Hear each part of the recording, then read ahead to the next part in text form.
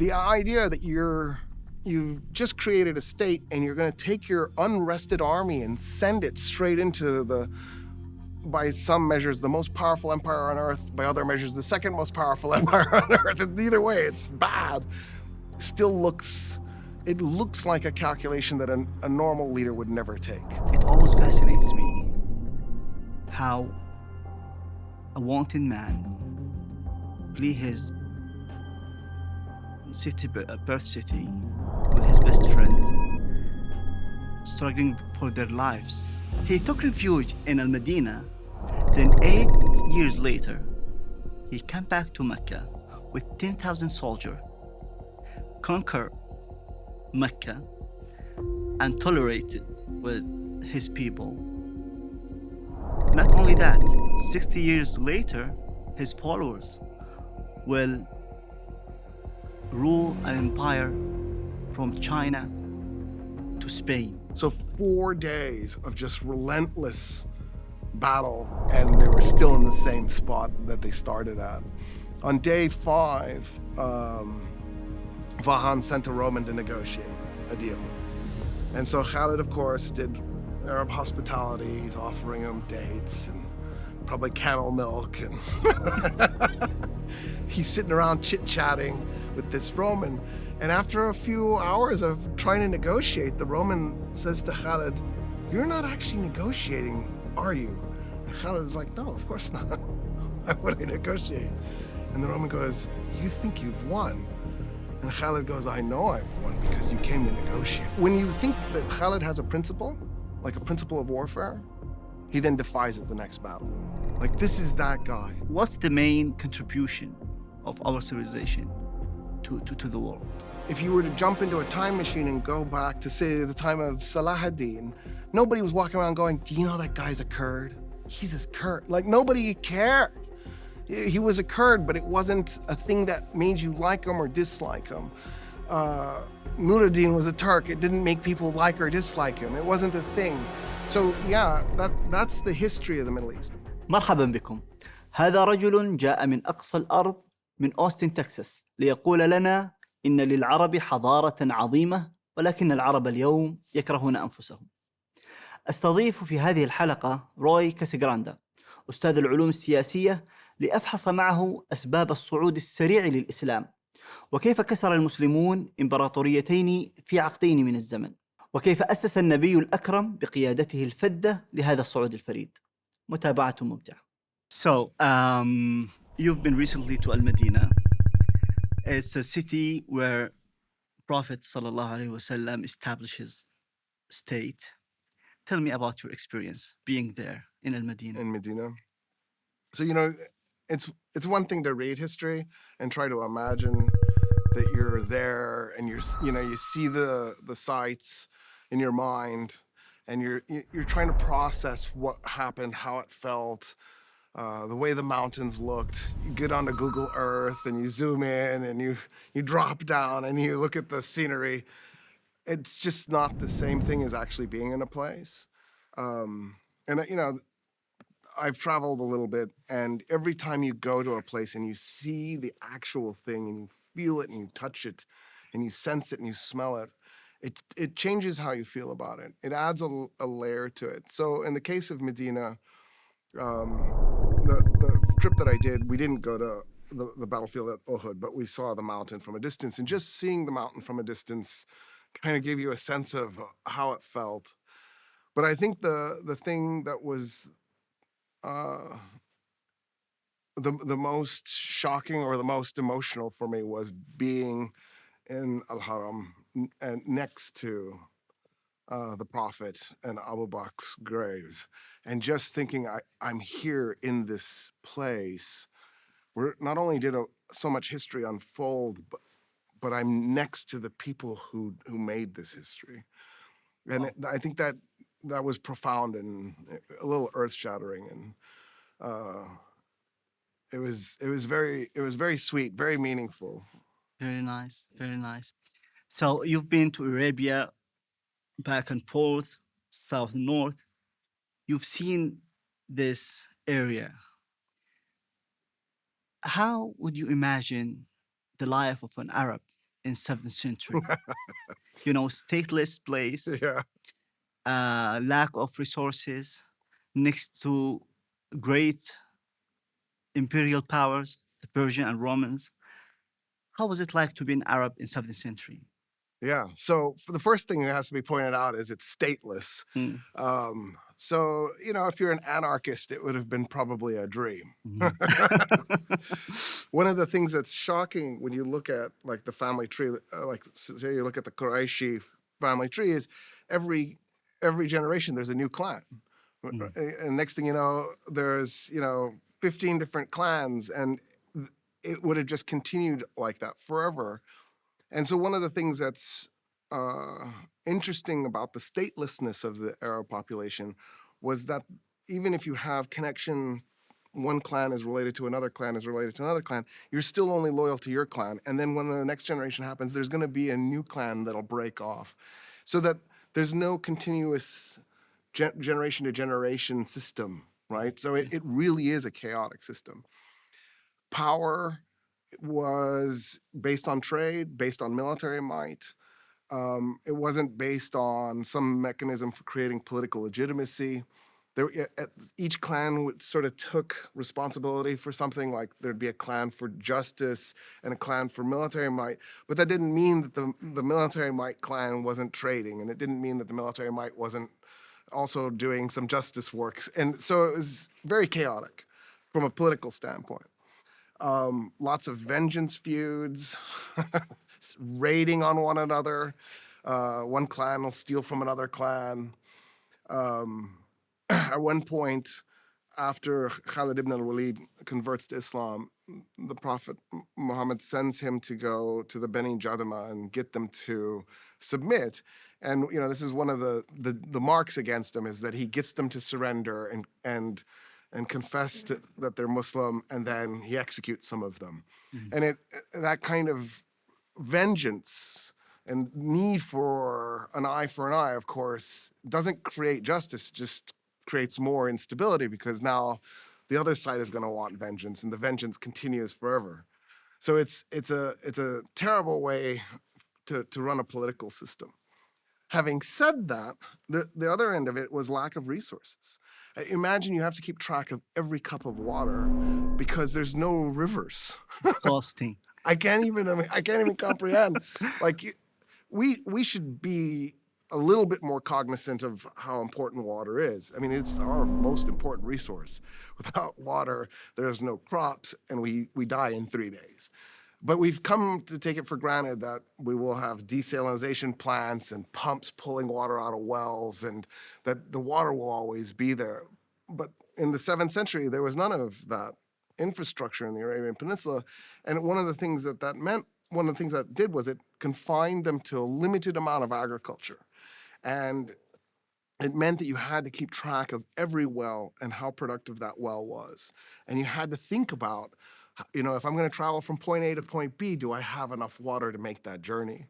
And how do I make sure I have enough water to make that journey? So life would have been rough. Life expectancies were probably around 40. Oh my God. So it would have not been an easy existence. You also have to consider the sun and the fact that your skin will burn all the time, and you have to cover. So you're covering in a hot place. So hence the imama. Exactly. We wear it because it's very sunny here. And long sleeves. You want to wear long sleeves. You want to be covered because you have to protect yourself from the sun. And the thobe, because the air system goes in and go out. Yeah. Exactly. And then also you have to consider the dust storms that would have been regular. So the Sahara is actually humanity's first ecological disaster. It used to be grasslands. How come? And what happened was, when human beings domesticated animals, they began grazing on those grasslands in a way that wasn't conducive to protecting those grasslands. And the grass died off. And once the grass died off, the water trapping system in the Sahara went away. So then eventually it turned into a desert. So we made the Sahara. Humanity made the Sahara beginning 12,000 years ago. And well, as it turned into a desert, of course, one of the things that happens is the prevailing winds blow west to east on planet Earth. So there would have been constant Sahara-based sandstorms also. Okay. So there's so much going on in the Arabian Peninsula. But it had one thing going for it. It was a good trade route, especially for things like frankincense. And so a lot of the trade coming from Yemen going to the Roman Empire or going to the Persian Empire came through the Hejaz Mountains. And so despite all the difficulty and the harsh life, there was an economic boost. There was something to sort of assist the Arab population. Starting from Yemen up or living down? So it would be both ways, the trade. So there would have been trade going from the Roman Empire and the Persian Empire to Yemen, and then also on to Ethiopia. And then there was trade that was coming from Yemen and Ethiopia up the Hejaz Mountains. The other thing was, we think of the Suez Canal as a modern marvel. The Suez Canal's first version was built about 4,500 years ago by the ancient Egyptians. They cut a canal from the Nile River to... if you look at a map of the Suez Canal, to the Red Sea. If you look at a map, there's a bitter lake in the middle of the Suez Canal. That was actually the Red Sea. The Red Sea used to go up that far. What happened was the ancient Egyptians built a canal from the Nile to that spot, and then over the years, silt has filled in that part of the Red Sea. So now that lake is separate from the Red Sea. Wow. So if you were a Roman and you wanted to trade with India, you went up the Nile to approximately where Cairo is today. By the way, the canal is still there. Still there? Yeah. If you're in northern Cairo and you're driving and you see a canal on your left-hand side, that's it. And it goes and it fertilizes land all the way to the Suez Canal. How long is it? I don't know how long it is off the top of my head. Hundreds of miles. It's significant distance. Okay. And it's still there, and it fertilizes desert land that wouldn't have had access to water. So it's made a bunch of farmland. So how's the route would be?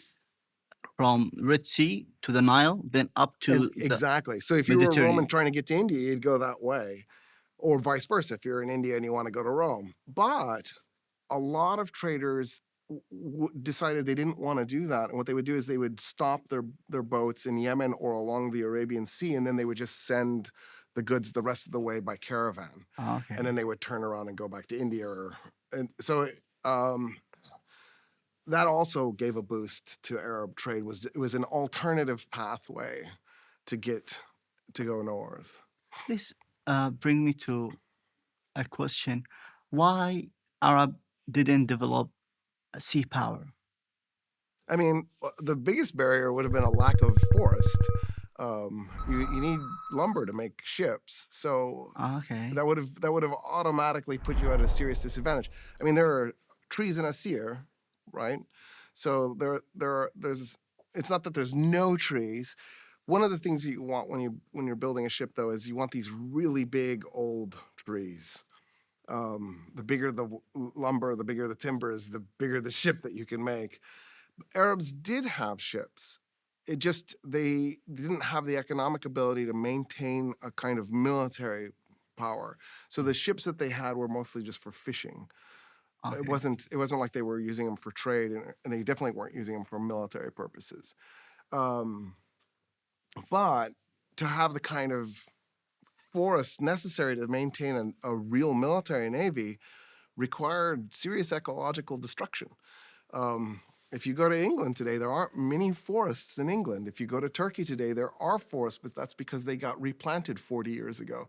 The Romans wiped out forests across from the Middle East to Europe, building their navy. And in some places, those forests are either just coming back or they never came back. And so imagine you're the Arabian Peninsula with just a few trees and a sea. You're not going to build a big navy. It's very interesting. This is the first time I thought about that. Yeah. That because of our nature, we don't have sea power. Right. But, you know, in the period that Muawiyah was the fifth Khalifa, Mm-hmm. he built a navy instantaneously.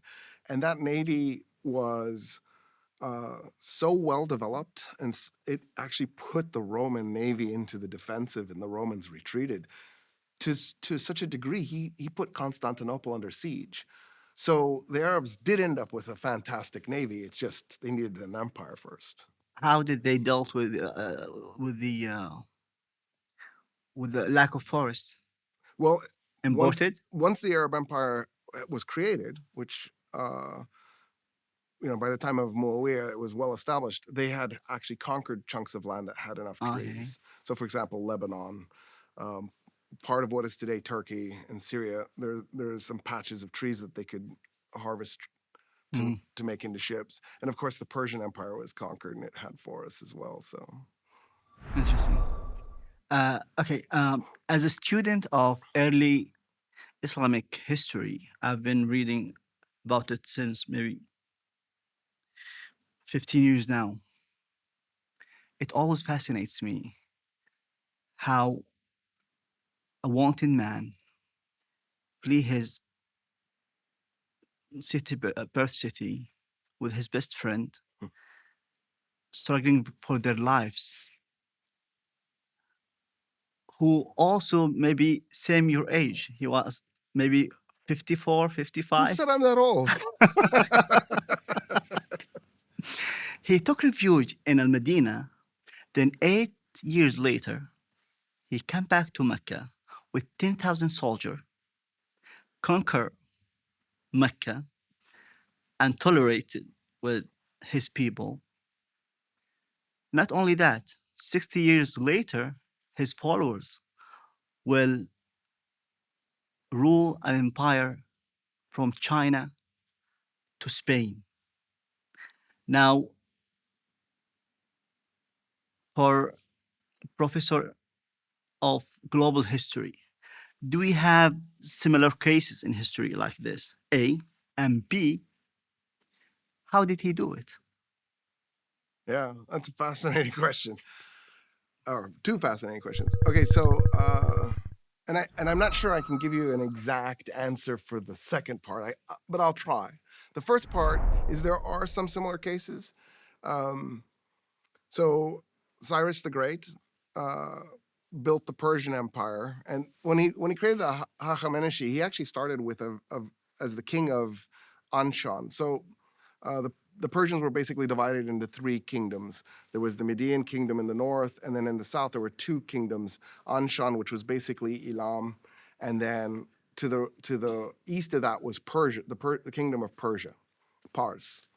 And his cousin was the king of Persia. He was the king of Anshan, and his grandfather was the king of the Medes. And Cyrus the Great went, I'm destined for something better than this. I have a better vision than anybody around me. I'm going to take over. And what he did was he attacked his cousin, conquered his cousin, knowing it would trigger his grandfather to respond because his two grandsons are fighting, and then set up an ambush, defeats his grandfather, takes him as a prisoner, and says to him, "You're my grandfather. I spent part of my childhood with you training me and teaching me. I love you. I could never be cruel to you. I'm sorry I did this to you. But I have a vision. And that vision is that I'm going to be the king of Persia. So my cousin's out. He's fired. There's no more Anshan. It's just the kingdom of Persia. And I'm that king. But you're going to still be the king of the Medes. You and I are going to co-rule an empire. There's going to be two kings in charge of this empire. And we're going to conquer what is today the Middle East." And he set off and he did it. I mean, he got everything from Palestine to the Indus River. And he built an incredible empire that in some way, shape, or form lasted for centuries, really up until it lasted about 12 centuries, really up until the Arabs conquered the Sassanids for the last time, right? That's the last time the Persians had a real empire. In any case, he did it through vision, and he made something interesting. Alexander the Great, of course, destroys his first version of this. And so in that way, that's similar. It's a rapid conquest of a large chunk of land. And then, after the Arabs, the Mongols come through and destroy Everything. so much. But they do it very rapidly and very quickly. I think we were talking about this earlier, and I think one of the things that's interesting that occurred to me while we were talking about it is that there is a difference between these 4 examples. In the case of the Mongols, they attacked a crumbling empire that was on its way out, the Seljuks. In the case of the Alexander the Great, he attacked one big empire, the Persian Empire. He should not have been able to defeat it, and he defeated it.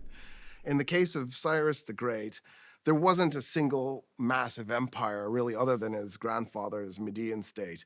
So in that way, he was conquering stable, large kingdoms, the Neo-Babylonian Empire, the Medians, the Armenians, but in the end of the day, it wasn't 2 mega powers. In the case of the Arabs, they attack the 2 great imperial states, the Persian Empire and the Roman Empire, at the same time, which should have been completely impossible. And, looking at it, so it's Khalifa Abu Bakr who makes the order to attack both at the same time. I can't comprehend how there wasn't a conversation from the leadership around him going, what are you doing? You can't be serious. We can't attack both. Let's just attack one. I don't know how we're going to conquer one. And then the next thing you know, one is conquered and the other is in ruins. So yeah, it's not, it shouldn't have been doable. So then the question is, how was it done? The second part of your question. So in each case, so there is something about leadership that has to happen. Because leadership isn't a single person with a vision who's brilliant. Leadership is a person who convinces the people around them to complete that person's vision. So in other words, the smartest leader on earth with a great vision who can't convince the people around him to execute the vision goes nowhere. A person who can convince the people to go somewhere but doesn't have vision and doesn't have the intellectual ability to pull it off also goes nowhere. You have to have both. And so in each case, if you look at it, for whatever reason, the people went, yeah, that's the thing I want to do. Because otherwise it can't be done. And for the Arabs, one of the shocking things is that they're always outnumbered in those original battles. They're always the small force. So even pull it back to Badr. At the Battle of Badr, there's like 313 Muslims and 1,000 Meccans. So they're outnumbered more than 3 to 1. And then as Khalid ibn al-Walid is going up the Mesopotamian, the western edge of Mesopotamia, and he's fighting the Persians, he's regularly outnumbered. Like the closest he ever gets to is he has 15,000 men fighting 20,000 men. But at one point, it's 15,000 men fighting 150,000 men. He's outnumbered 10 to 1. He's regularly outnumbered.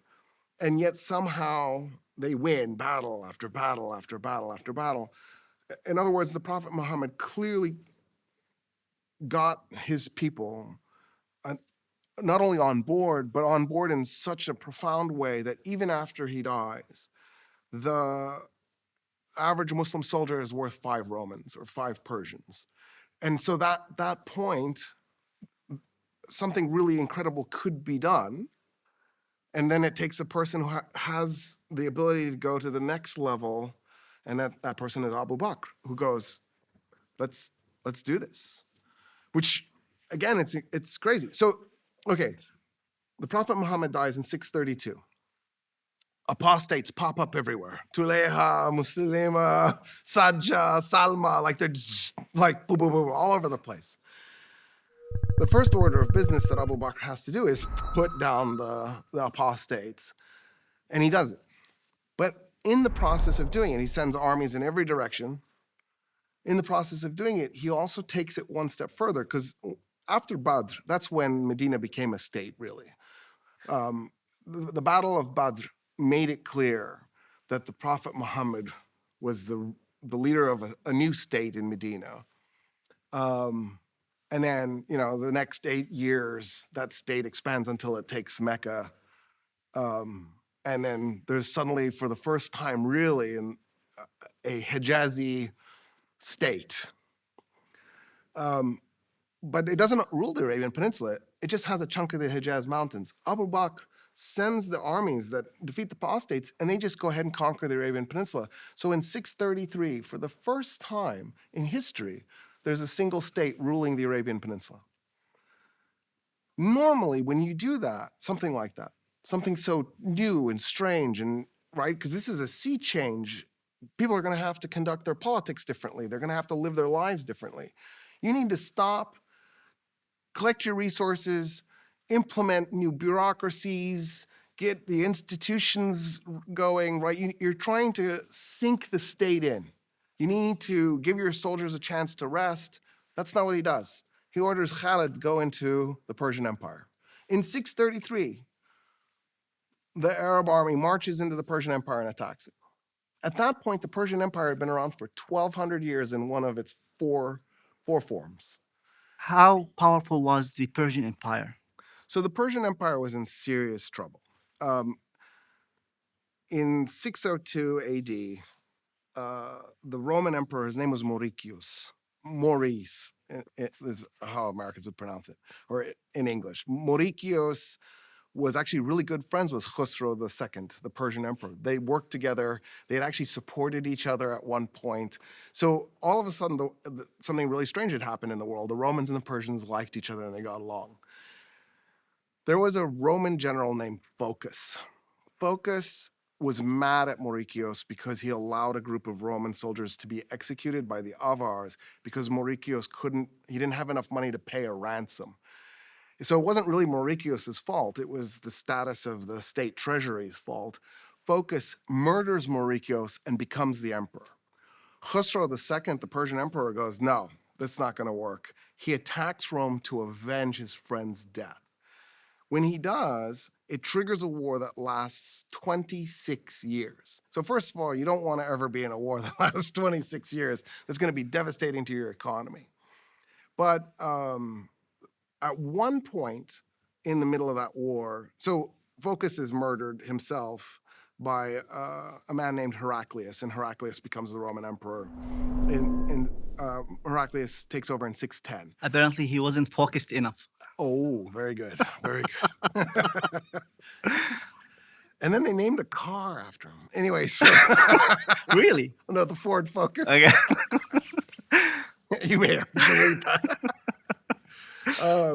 So Heraclius takes over and he thinks, it's done. I murdered Phocas. We don't need to do this war.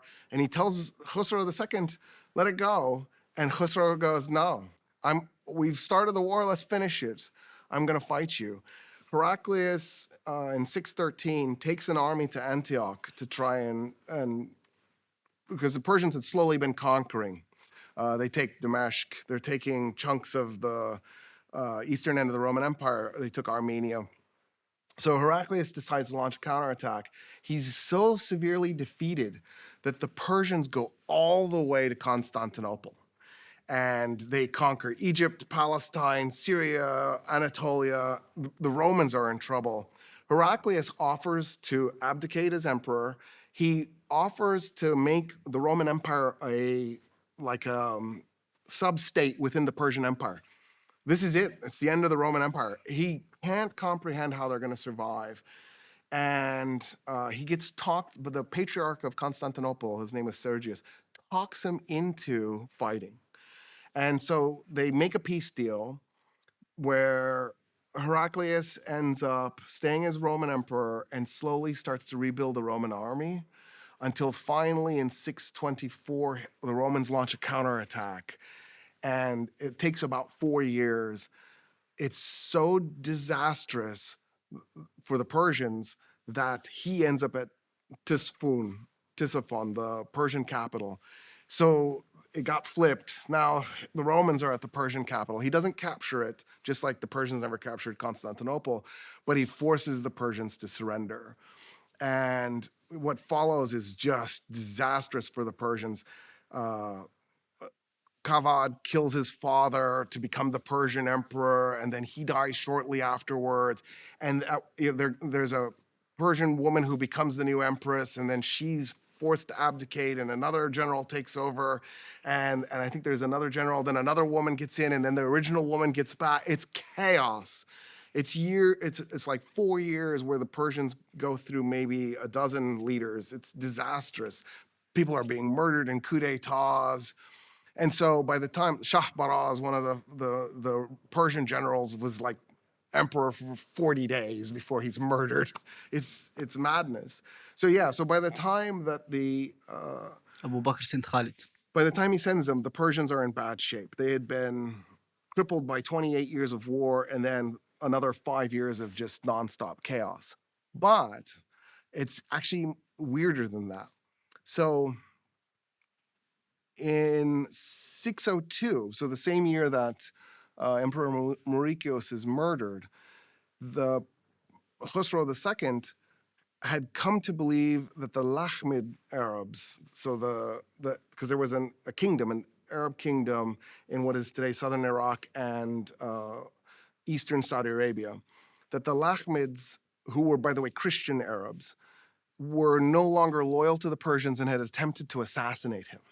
So instead of changing out the leadership, he conquers the Lakhmid kingdom and makes it a province of the Persian Empire.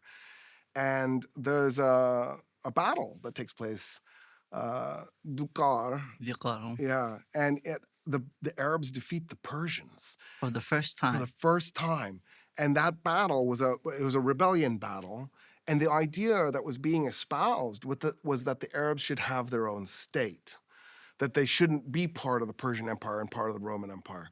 And by that point, Arabs were the majority of the population in Palestine. They were the majority of the population in Iraq. They were a huge portion of the population in Syria. I don't know if they were a majority, but Arameans, Greeks, and Arabs were the majority of the population of Syria. So there was this huge Arab population in the heart of the Middle East. And I think that victory, that military victory, we don't know the exact year, 606, 610, 613, somewhere in there, kind of planted in the seed that the Persians weren't as powerful as everybody had thought. Right? It doesn't create, this rebellion doesn't succeed, it fails. The Persians keep the Lakhmid territory in their province. But I think it started people thinking, oh, maybe there's something there. In any case, even if all of that's true, Persia is in trouble, it's had all this political chaos, even if there was a military victory a few years earlier, the idea that you've just created a state and you're going to take your unrested army and send it straight into by some measures, the most powerful empire on earth, by other measures, the second most powerful empire on earth, and either way, it's bad, still looks like a calculation that a normal leader would never take. To make that calculation, Abu Bakr must have just thought, you know what, I think we can do this. Because what's the point in antagonizing the Persians? Then Umar came, and he finishes what Abu Bakr started? Yeah, so Abu Bakr is only Khalifa for 2 years. Khalid takes his army all the way to the Persian-Roman Empire's border. He conquered most of what is today Iraq, not all of it, but he didn't have Tisiphon, the capital, for example, but he had Hira, which was the capital for the Lakhmids. And in the meantime, Abu Bakr sent 4 armies into Palestine with the goal of doing this to the Romans. So maybe he was inspired by Khalid's successes in Persia and thought, oh, maybe we can do this to the Romans. But then now you're fighting the 2 greatest empires on earth simultaneously. The 4 armies, they were led by Yazid ibn Abu Sufyan, Shurahbil, Abu Ubaidah, and I'm forgetting, who's the 4th one? Shurahbil, Yazid. Oh, Amr ibn al-As. Yeah. So those 4 armies go into Palestine. They don't actually capture anything. Abu Bakr orders Khalid to stop campaigning against the Persians and to cross into Syria to assist those 4 armies. And, it's like a scene out of a movie. Shurahbil's army is being defeated by the Romans at Basra in Syria. And Khalid he's kilometers away. He can hear the fighting, and so they take the cavalry and they race, and they get there just in time after crossing the desert for 8 days. It was madness. Madness. Crossing the desert in that time was suicide. It's suicide. And he takes a whole army. He's 15,000 men, and he's got all these animals, and they got to somehow cross. And he could have taken 3 weeks to follow the Euphrates River into Syria, and they would have not. By that time, everything will be exactly. So what does he them. do? He cuts through the desert. He risks the lives of everybody. He gets there just in time. He saves Shirahbil. They defeat the Romans. It's the first Arab victory against the Romans. Yarmouk. This is at Basra. And then from there, they're going to fight Ajnadain. They're going to capture Damascus. They fight Saniyat al-Laqab. Like, there's all these other little battles. And then comes Yarmouk. So let's go to Yarmouk. What happened there? Okay, so the Arabs have conquered a big piece of Palestine. They don't have Jerusalem, and they've conquered Damascus, and they have Homs. They have a big piece of Syria. And while the siege was taking place in Damascus, Abu Ubaidah receives a letter from the second Khalifa, Omar ibn al-Khattab, and the letter says, I'm relieving Khalid ibn al-Walid from command, you're in command. So, normally you would write the letter to the commander, not to the second in command. So this is kind of a rough way to fire Khalid. But he's been demoted. So he's not fired, he's demoted. So Abu Ubaidah goes, we're in the middle of a siege. I'm not going to tell the commander he's just been demoted. He waits until the siege is over, and then he tells Khalid. So now Abu Ubaidah is in charge. Word arrives that Heraclius is sending 4 massive armies to put down this Arab conquest. Those 4 massive armies, when combined, are somewhere between 4 to 6 times larger than the entire Arab army in Palestine and Syria. And the Arab army in Palestine and Syria is 4 armies that are scattered in 4 different directions. And so Abu Ubaidah holds a council with his top generals, and they're trying to figure out what to do now that this really awful news has arrived. Like, how do you survive this massive of a Roman army? And he asks them, he says, who here wants Khalid to be in charge? And of course, at that point, everybody wants to raise their hand, but nobody wants to hurt Abu Ubaidah. Abu Ubaidah says, I do. And then everybody goes, yeah, me too. So he says, I'm in charge officially. We're not breaking any rules, but as the person in charge, I want Khalid to make the decisions, and then I will take the responsibility for anything that goes wrong. So they agree to this, and now Khalid's back in charge. They ask him, okay, what do we do? What's your first order? His first order is to return the taxes they collected. So you're a conquering army. You say, okay, we're going to collect taxes. The conquered people have no choice. They were just conquered. Nobody, I think, let me rephrase it. Rarely, I think, do people think that the conqueror owes the conquered anything. But Khalid says to the army, what if we lose? What if the Romans defeat us? And they go, well, we'll be dead, and the Romans will plunder the tax money. And he goes, exactly. We took this tax money to administer the people, to rule the people. If we die as thieves because we didn't do what we told them we were going to do. Wow. So we have to return the money. If we win, we come back and tax them again. And then we can die honest men if we lose, and we can come back and, right? Who thinks like that? That's a level of ethics that I don't think a normal army experiences. A normal army thinks this is plunder, it's my right, might makes right, not I have an obligation to the people I conquered. His next order of business is to take the 4 armies and put them in one place and run away. They abandon Homs, they abandon Damascus, they just go. And of course, they go to a place called Jabiya. It was the capital of the Ghassanid kingdom. And everybody, of course, is probably thinking, we just took all this and we're abandoning it. We returned the tax money and we're abandoning it. And then Khalid decides Jabiya isn't the place to fight, it's Yarmouk. So he moves the army to Yarmouk. And on the southern end of the battlefield, there's a steep canyon, And on the western end is another canyon, not quite as steep, but it's still very steep, with a bridge over it. And what Khalid does is he backs his army up so that the natural place for the Romans to go is in between the two canyons and his army. So he's made like a cup. And then he'll be on one side and the Romans are here, and then the canyons block two directions for the Romans. And Emperor Heraclius offers to negotiate in the beginning, and Khalid, of course, wants nothing to do with it. So they fight. And so what happens is Vahan is the commander of the Romans. Vahan decides he just wants to probe to see what the Arab strengths are. So he has his entire army attack the entire Arab army, but in a skirmish. They're not going full on, mostly just using their shields and just trying to sense what's there. And so that's what happens at that day. It's just an exercise to find weaknesses. And then what they'll do is they'll fight 5 more days. It's a 6-day long battle. And Vahan tries the second day. He takes 2 armies, because he has 4 divisions. So Khalid has 4 divisions. He takes the 2 flanking divisions and attacks, hoping to break the flanks. Because if you do that in medieval combat, right, so it's a straight line and now you've made it into a curve, you can come up behind the enemy and that's it, they're done. No enemy survives being that badly outflanked. So that's his goal. And it looks like it's going to happen on day 2. The Arab army is outnumbered. It's exhausted. They're fighting for hours. And the flanks break.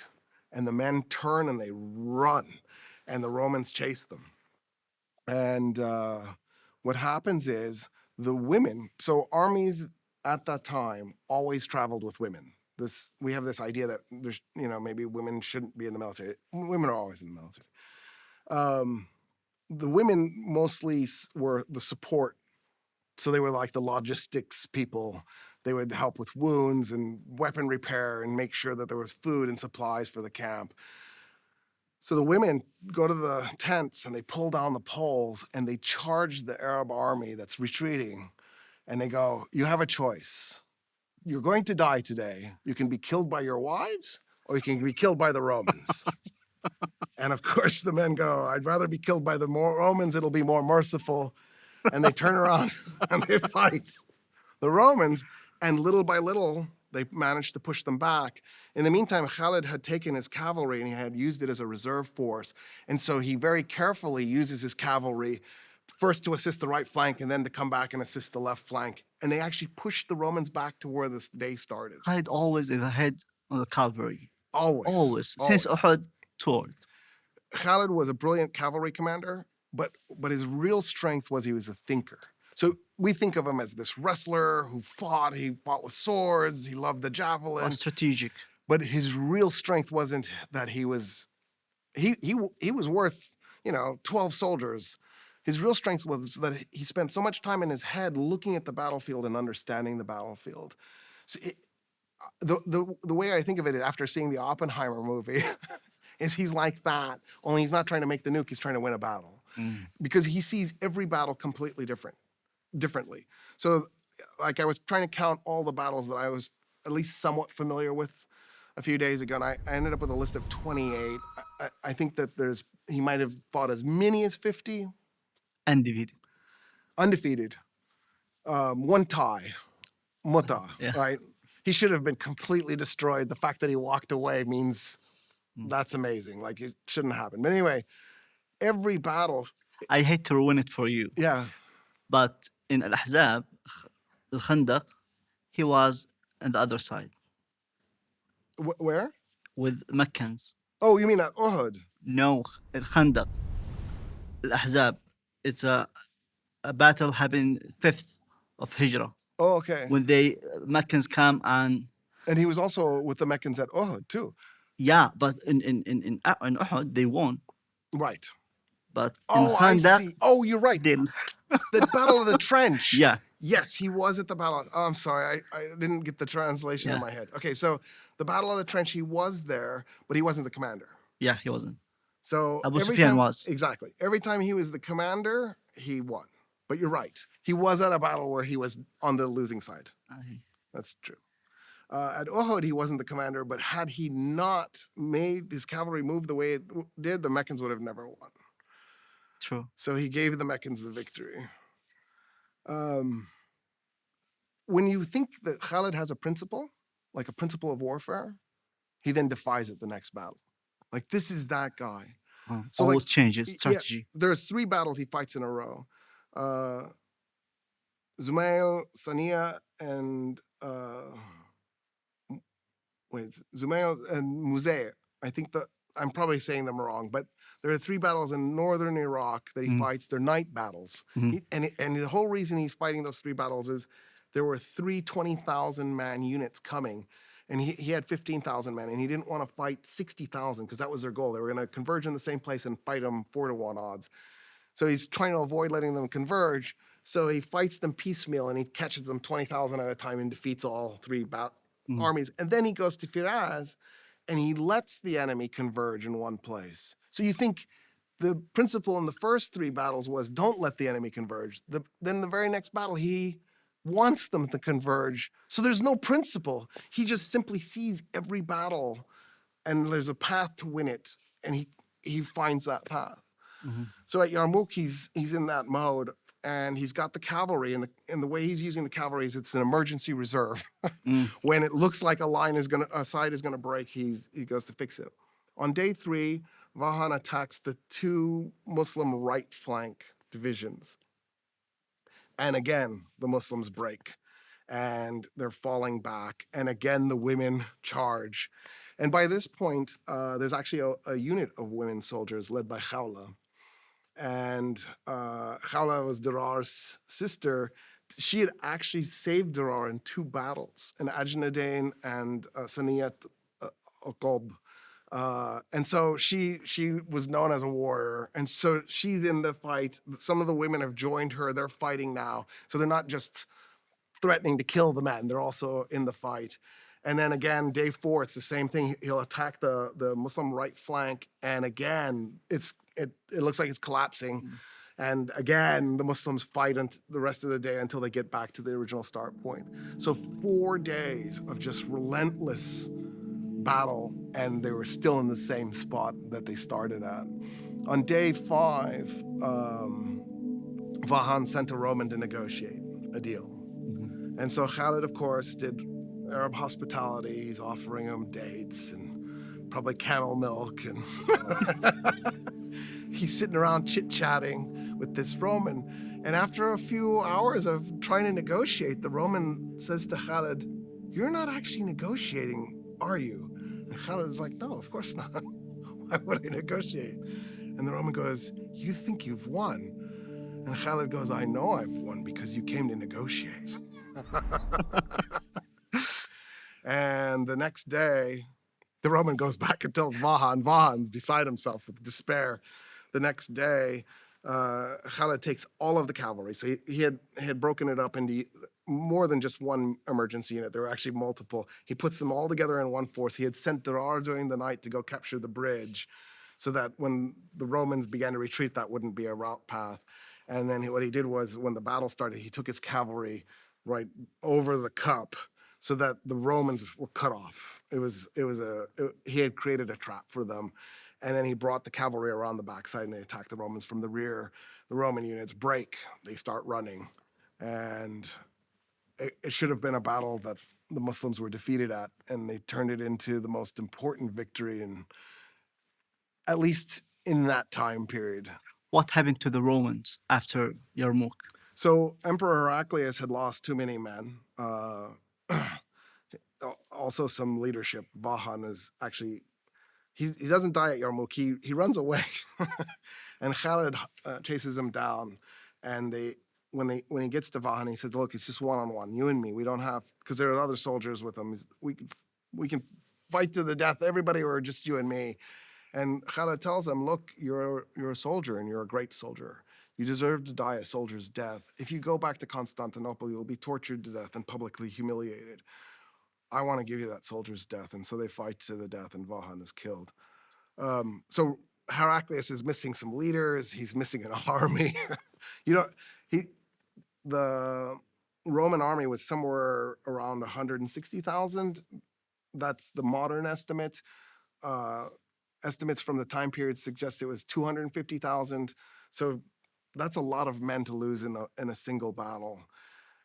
Heraclius was in Antioch the whole time the battle was happening. He got on a ship and he says, "Farewell to Syria, to you, Syria. You were a great province," and sails to Constantinople. And the Romans will eventually invade Syria like 400 years later and capture a little piece of it. But In that's Crusades? it. No, before the Crusades. Oh. It's one of the reasons why the Crusaders thought they might be able to pull it off was they had seen that the Romans had captured a little piece of northern Syria, and they thought, oh, maybe there's something there. The Romans lose it, and then the Crusades happen, and then they retake that part of northern Syria. So what happens after Yarmouk is it's now undisputed that the Arabs own Syria and Palestine from that point on. The Arabs then, of course, are going to fight the Battle of Qadisiyah. Well, they fight at the same time as Yarmouk. And that begins the opening up of finishing off the Persian Empire, which happens under Uthman. The last Persian emperor, his name is Yazdegerd III, takes what's left of the Persian army and goes to China and asks for political asylum. And the Chinese go, yeah, we'll take you in. And they made him a general. And they kept the Persian soldiers that were under his command, and he led a Chinese army of Persians. And that's what happened to the last Persian emperor. What time? I don't remember the exact year, but it's got to be late 640s, early 650s, somewhere in there. Talking about Khalid bin Walid and Abu Bakr brings me to talking about leadership. Henry Kissinger, in his last book, Leadership, he talked about 6 leaders. All of them, by the way, are dead now. He couldn't provide or give any living leader nowadays. And oh boy, do we have a problem in leadership in our lifetime. Yeah. So back to the Prophet. What his main leadership characteristics that we can benefit from it in our life? And that's a great question. So I think the first thing that we have to look at is, why is the leader doing what they're doing? I think motivation really matters. So we've sort of been cursed and blessed at the same time with Machiavelli's The Prince. It's a fantastic book. It's very small. It's a quick read. And the reason I say cursed and blessed is he provides us with incredible insights. And first of all, it's worth pointing out that he didn't create all of the insights. There were a series of books written way before Machiavelli they're called Mirrors for Princes. It's basically a book giving advice to a leader on what good leadership is. And we know Machiavelli read a bunch of those. Some of the people that were writing them were people like Nizam al-Mulk. In other words, he was reading a bunch of Muslim literature about what good leadership was, and then he synthesized it into The Prince. What with the European always hiding their sources? I mean, not every European does, No. but a bunch of them do.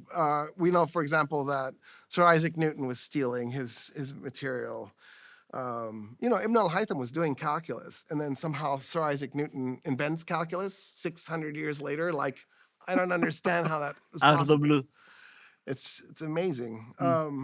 So, yeah, there's a problem with that. I've noticed Germans tend to cite Muslim scholars when they're... So, for example, Husserl, the German philosopher, if you look at his bibliography, he has Ibn Sina and Ibn al-Haytham in there.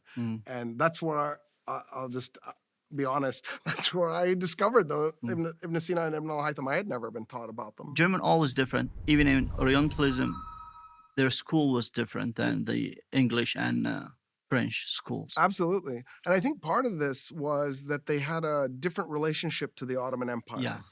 They were much more open, in part probably because Vienna was almost conquered twice. And they're like, oh. But in 1700, when the Prussian state was created, because it was the Kingdom of Brandenburg now became the Kingdom of Prussia, one of the things the Germans decided was that they needed to have higher quality soldiers. So they actually sent their officers to train with the Janissaries to learn Turkish military strategy. And then that when we think of German military strategy, we forget that they learned a bunch from the Ottoman Empire. Back to leadership and Prophet Muhammad sallallahu alaihi wasallam. So Machiavelli's Motivation. So Machiavelli says in chapter 18 that at the end of the day, a leader needs to only care about gaining more power. That the only thing they should be doing is gaining more power. And he actually explicitly says, don't be merciful, don't be just, don't be pious. These things get in your way. You should only appear to be those things. And only do those things when it's convenient to you and it doesn't take away from your power. And the reason I'm saying that Machiavelli is a blessing and a curse at the same time is, I mean, there is a logic to that, but I think that logic is flawed. And the reason I'm saying that is because when we think of the great leaders of the world, they're not those guys, right? It is obvious that the Prophet Muhammad wasn't doing this because he was trying to enrich himself or make himself more powerful. He had a cause that he believed in. He had people that he believed in. And he even had moments of doubt, like at Badr. He's praying over and over again. And finally, Abu Bakr goes, you've prayed enough. If God's going to take care of us, let's go. We need to fight. And he does. And he surrenders to the moment. And the next thing you know, it's a glorious victory. But it's clear that the type of risks that he takes and the decisions that he makes, he's not thinking about his power. He's thinking about his cause. Cyrus the Great is that. It's obvious that he's thinking about his cause. So I think one of the problems that we have with leadership today is most of the leaders on the planet have sacrificed the cause because they want to increase their power. Like they may not be living in giant mansions necessarily. It might not be a wealth thing, but the obsession with power for the sake of power is a mistake. Having said that, there's got to be something else going on. And the reason I'm saying that is, if I could do a Kissinger on you. For the record, I'm not a fan of Kissinger, but if you ask me who the greatest leaders in the last 150 years were, I wouldn't get very many that are alive today. I have a few, but not many. And most of them, I'm guessing because I haven't done this exercise, but I bet most of them would be from the 50s and the 60s, maybe a couple in the 70s. Mm-hmm. In other words, there was a period of time on the planet in memory's time period, not mine necessarily or yours, but there are people I will remember these folk, that there was some really amazing leadership, like Tito of Yugoslavia or Nehru of India. They pulled off some really amazing successes. Sukarno of Indonesia. Nobody has anything to show for it today, right? We have Yugoslavia doesn't exist, and Indonesia is stable, but India is throwing away its democracy and has become religiously intolerant, which is such a setback for the world's largest democracy. So something is clearly wrong with the time period we're in. And I guess this is my failure. I can't tell you like the exact formula of what else is missing in the leadership today, other than I think people have lost sight of what's important. And what's important is the people that you rule over. And no one is certain about anything anymore. That's true too. But I actually embrace a lack of certainty. One of the problems that we have, I think, as a species, is we love certainty. Yeah. It gives us a sense of meaning, groundedness. It gives us a sense of like roots in the ground, like we're a tree. And there's a part of me that likes that. Having said that, as I keep getting older, I keep discovering how I'm wrong. And I keep finding out that something I was certain about was wrong. And then I'm like, oh, okay, I have to rethink this. And so now I think there's something wonderful about doubt. I love doubt. Mm-hmm. I embrace doubt. And so, like a person comes to me and says, oh, you got this fact wrong. I want to get it right. So I'm open to that, and I will change what I believe based on the evidence. Let's stay in this personal level. Roy, you've accomplished a good reputation now in Muslim countries and Arab world as an unbiased historian, global historian. And I think many people want to know more about you, about your upbringing. Where were you born first, and how your interest in history came about? Okay, so first of all, I'm an oil baby. My parents were working for Aramco and they met in Tehran. And Wow. so my very existence is completely tied to the oil industry. Okay. My dad was a geophysicist, and he was the guy that would interpret the data and tell Aramco where to drill. So he had a kind of a critical job. I hope he gets rich. No, he didn't. Oh my God. He wasn't good at handling stress, and he let the stress get to him. And so the tragedy of my father was he was this kind, gentle, brilliant person who became an alcoholic, and his life completely unraveled. That's always been a real Because of painful- the stress. The stress, but so he grew up in kind of a rough part of Michigan. He had a rough childhood. I think there was a lot of early childhood trauma also that he was really keen not to give me. I'm lucky that he was a loving guy, because I feel like a lot of times we pass our trauma from generation to generation. And one of his goals was to interrupt that. I was born in Lebanon, and then my parents moved to the United States, and then we moved to Algeria, and then we almost moved to Egypt, but we spent some time back in Lebanon. And then, so by the time I was 6, I had spent a little bit of time between Egypt, Algeria, Lebanon. How's your Arabic? My Arabic's pretty terrible. I've never taken classes. I've never had schooling in it. But if I'm in Egypt, I can get along. Okay. Yeah. In Morocco, a few years ago, I didn't understand a single thing said. And when I'm in the UAE, I have a hard time understanding Emiratis. Sometimes I understand Saudis. And then we moved to England. And then we moved back to the United States. Then we moved to Germany. And I spent 5 years in Germany. I was from age 16 to 21, I lived in Germany. And I really loved that time. Like that was. You love Germany. Oh, it was Why? amazing. There's so many things that Germany does right. First of all, this is before unification. So this is when there was a West Germany and an East Germany. And we lived really close to the East German border. So there was. In Berlin?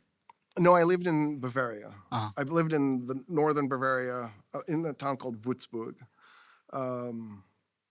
It was a really important time period for me. I think Bavaria is the most beautiful district in Germany. Bavaria is very beautiful. Very beautiful. I love it. Yeah, I also lived a little bit in Munich, and Munich was a fantastic place to be as well. One of the things that has happened my whole life is I've always had like multicultural friends. So like when I was living in Germany, one of my best friends was Egyptian. I had a Sudanese friend. So in addition to all my German friends, there were some Arab friends. So a lot of my life has been constant exposure to other cultures, and my German is about probably as good as my Arabic, which isn't great. But like just learning other languages, spending time with other cultures, and not allowing yourself to be grounded in one culture, I think was a huge thing for me. Somehow along the way, I became obsessed with politics and history. And What age?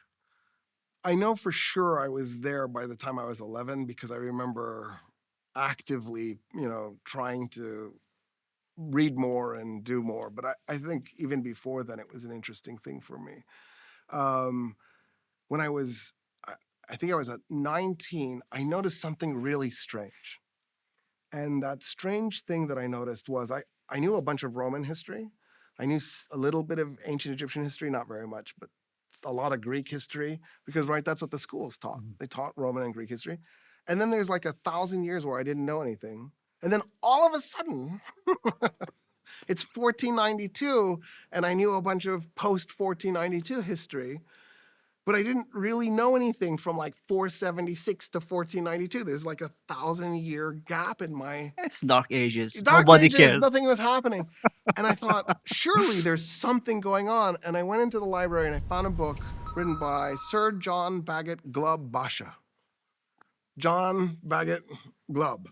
And I grabbed the book, and I don't remember which one it was, but it was about the Arabs in the 7th century. And I start reading the book, and I go, Oh my God. oh my God, these are epic stories. These were epic characters in an epic moment doing something that's impossible and unbelievable. And so on the one hand, I fell madly in love with that history. On the other hand, I realized that my entire education had been a lie. And then I started discovering that the things that I knew weren't always true. I had to reteach myself Roman history, for example, because I had been taught it wrong. I had been taught that Julius Caesar was somehow a good guy, and the guy was a bloodthirsty butcher. He needs to be remembered with the bad guys. And I'm part Italian. I say this without wanting to. I want to relish Roman history. It's more complicated than that. And for me, the most Roman is your heritage. I'm part Italian. I mean, I'm a mixed breed child. So for me I don't want to say bad things about Rome unless I have to. But the truth is more important. And so we need to own this. How bad was it So just to give you an example. compared to the expansion of Islamic Muslims and Persian? How was the Romans So expansion? I think of this in a continuum, Okay. right? So on one hand is brutal murdering conquerors. And on the other hand are people who conquer, but they're not rough with the local population, the conquered population. There aren't many on this side of the spectrum. Most conquerors are on the other side. A classic example is Caesar. So first of all, his name was Gaius Julius Caesar. His name was not Julius Caesar. But I'll say Caesar just because everybody's familiar with it. So what Julius Caesar did was he conquered Gaul, which is today France. There were 3 million people living in Gaul. He killed 1 million. He enslaved 1 million, and then he forced the remaining million to join the Roman Republic, which then became the empire because of his actions. He triggers a bloody civil war. He becomes dictator for life. He's stabbed to death, and then his nephew becomes the first emperor as Augustus Caesar. So he destroys the Roman Republic. He commits genocide on a grand scale, and that was the norm. I mean, think about it. 2/3 of the French population was either enslaved or murdered. There were 3 million. He murdered 1 million. He enslaved 1 million. And the third million? He forced them into the Republic. Welcome to the Republic. Welcome to the Roman Republic. When the Romans conquered Dacia, they were so thorough. Nobody knows where Dacia is today. We do. We know exactly where it is. But if I say Dacia, you're like, what is that? I don't know what that is. It's Romania. Rome. Ania. Yeah. Like they renamed it after the Romans who conquered it because they wiped them out. They murdered and enslaved the entire population. And then they erected a monument to celebrate it. And by the way, the monument's still in Rome. It's still standing. Really? Yeah. And so in fact, if you read an art history book written in the United States, it talks about the bottom of the monument and maybe a little bit of the middle of the monument. The bottom of the monument, the Roman army is getting ready to go to Dacia to murder the Dacians. The middle of the monument, it shows some of the battles. They never talk about the top of the monument. The top of the monument it depicts the mass enslavement and murder of the Dacian population because the Romans are like, this is just what we do. It didn't even occur to them that maybe you want to hide this. You don't want to advertise it. They're celebrating it on a giant column. And then, of course, the American history system doesn't teach you the top because it wants to glorify this brutal, ruthless past. By contrast, when the Arabs conquered and made the empire, they were a tolerant population. They didn't commit genocide. They didn't force you to convert. You said like 60 years later, there's this empire that goes from Spain to China. Maybe it was 5% Muslim. I doubt it. I bet it was less than 5% Muslim. It was majority Christian. That empire was majority Christian because no one was forced to convert. Cyrus the Great made a tolerant empire. Alexander the Great made us semi-tolerant. The Greeks were clearly superior to everybody else. The Persians believed everybody had value. The Greeks believed they were superior, but they would tolerate the rest. Would you say that brutality continues after Rome in the West?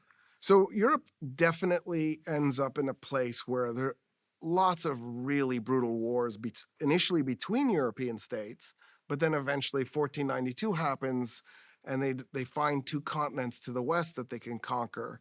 And the brutality that we Europeans unleash in North and South America, I mean, it's the greatest genocide in human history.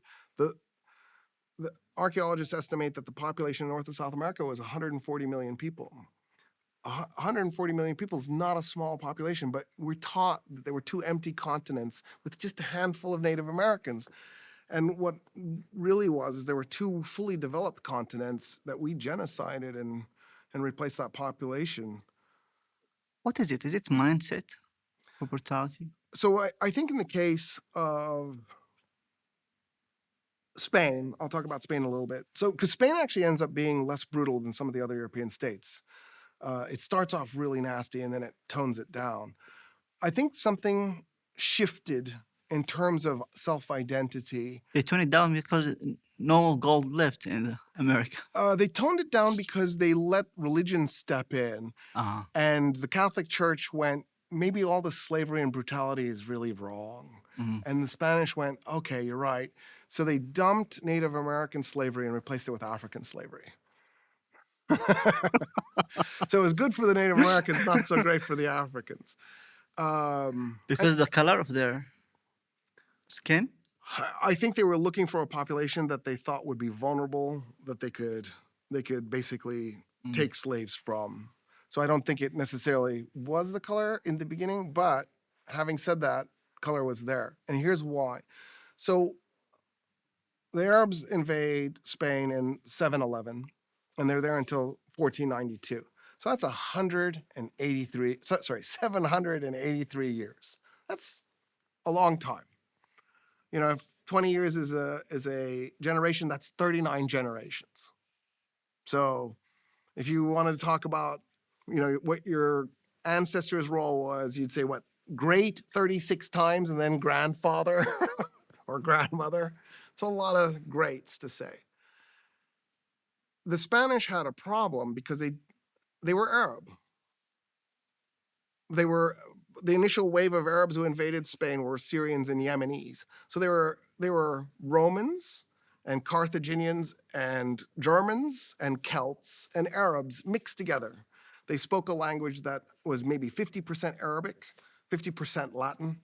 They dressed like Arabs, they ate like Arabs, but they believed they were Europeans and they didn't want to be Arabs. So they began to de-Arabize themselves on purpose. Like at one point, they actually sat down with a dictionary and tried to pull out the Arabic words. Right? Like it's hilarious because there's still Arabic words. In Arabic, pillow is mukhadda. In Spanish, it's almohada. You're like, really? Yeah.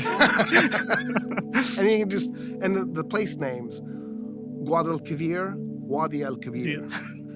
Guadalupe, Wadi al-Lub. Lub was the Arab attempt to say lupus. Lupus is wolf. Mm-hmm. So Guadalupe was Arabic and Latin mixed to say Valley of the Wolf. I mean, like this idea that somehow there's separation between cultures is absurd. But in the case of the Spanish, it was an anti-Muslim hatred that was motivating their desire to not be Arab. So they wanted to create a hierarchy. And they were trying to figure out how to make it clear who was pure Christian or pure Christian and who was more Muslim genetically, like through ancestry. And they locked onto skin color. For the first time that I know of, I could be wrong about this, but as far as I know, for the first time in human history, somebody had actually sat down and made a skin color formulation for what a good person was and an inferior person was. And so the darker you were, the more Muslim you were. The lighter you were, the less Muslim you were. And of course, that idea was like a cancer and grew across Europe. and it became part of this idea of You would whiteness. survive. What was that? You would survive. I would survive, yes. I would have been higher. I wouldn't. I'm so sorry. It's okay. It's your destiny. So this whole race thing is so absurd. But now you've made me think about another thing that I keep running into. So it's not just that there's anti-Arab hatred in Europe, because there is, right? How many Arab states are there? Is it 24-ish? If you 22. include Chad, because Chad isn't a league of Arab, right? And neither is having one of those moments. Eritrea, neither is Eritrea. Neither are League of Arab States, but they have huge Arab populations.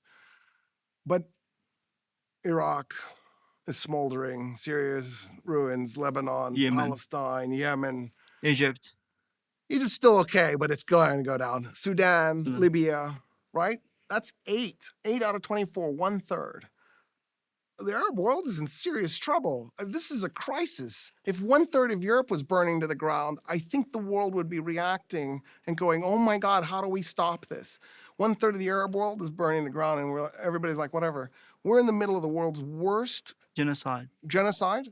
No, we're not in the middle of the worst. We're in a bad genocide. Nothing compared to the Native American genocide or what happened in World War II, but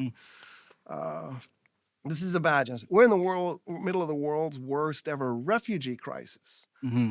Arabs are 6% of the world's population. They're 50% of the world's refugees. 6% of the population, 50% of the refugees.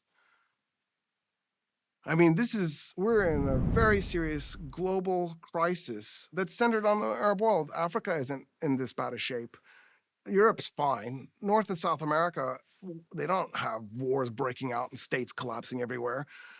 Southeast Asia is stable. There's only one place on the planet that's burning to the ground, and the whole world doesn't care. So there's no doubt that there is plenty of anti-Arab hate.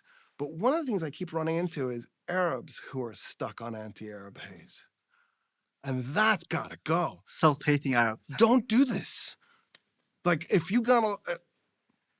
everybody hates you, you don't need to also hate you. They're doing your work for you. What I keep running into is not just inter-Arab dislike, like, Syrians looking down on Egyptians or Egyptians looking down on Saudis or whatever. That's there. That's everywhere. Europe does that. The United States does that between the states. I'm talking about it when Arabs look down on themselves. And that needs to be re-examined. This looking up to whiteness, that's what the Europeans did during the colonialization period, was they tried to convince everybody, I'm superior to you because I'm lighter colored. In India, there was a Varna system. So Varna literally means color. So in English, we say, I'm going to varnish this table. Mm-hmm. I'm going to color this table. Because, right, English is an Aryan language. Hindi and most of the Indian languages, especially in the north, are Aryan languages. They have common root words. In the Varna system, what happened was when the Aryans conquered India, they were lighter colored than the native Dravidian population. So they set up a hierarchy like Spain, where the lighter color people got the higher Varnas and the darker color people got the lower Varnas. So at the bottom are the Dalits, and then the Shudra, the Vaishya, the Kshatriya, and then at the top are the Brahmin, and it's color-coded. Well, under Mughal rule, the Mughals had basically destroyed that system. Under Muslim rule, India had essentially gotten rid of the Varna system. So that kind of built-in anti-Indian racism that the Indians self-inflicted on themselves was effectively gone. The Brits show up. They find out about the Varna system. They go, oh my God, we're the lightest colored guys around. This is perfect. All we have to do is convince the Indians to re-adopt it, bring it back, and then we'll automatically be at the top. We'll be right there with the Brahmin. And in other words, the Europeans deliberately went out of their way to make products like Fair and Lovely a thing that people would want to buy. There is nothing about skin color. It's all BS. And what needs to happen is the global South has to stop with the self-hating. Because right, Black people self-hate, Indians self-hate. It's not just Arabs. Would you think ideology would reshape our region in a good way? That's a tricky question because ideology is a double-edged sword, right? It cuts both ways. The problem with ideology is people become dogmatic about ideologies, and then they start to see it as like a team. I'm X, however you identify ideologically, and then everybody who isn't, you disagree with them automatically, and it closes people's minds down. So that scares me about ideologies. So I'll just give you an example. It's an irritating example, but it's an example. So if you call up Americans on the phone and say, how do you feel about Obamacare, the health program that he put through? So first of all, it's called the Affordable Care Act. When Americans are asked, how do you feel about the Affordable Care Act? 2/3 of Americans love it. When they're asked, how do you feel about Obamacare? It's like 1/3 of Americans love it, Wow. 2/3 hate it. So just how you ask the question matters. But the people who hate Obamacare but like the Affordable Care Act, that 1/3, right? They're obviously mostly going to be Republicans and conservatives, and they hate it because Obama did it. But here's the hilarious thing. The first place to implement Obamacare, it wasn't called that, was the the Commonwealth of Massachusetts. We have 4 Commonwealths. The state called the Commonwealth of Massachusetts. They implemented it when Mitt Romney was governor. So its original nickname was Romneycare.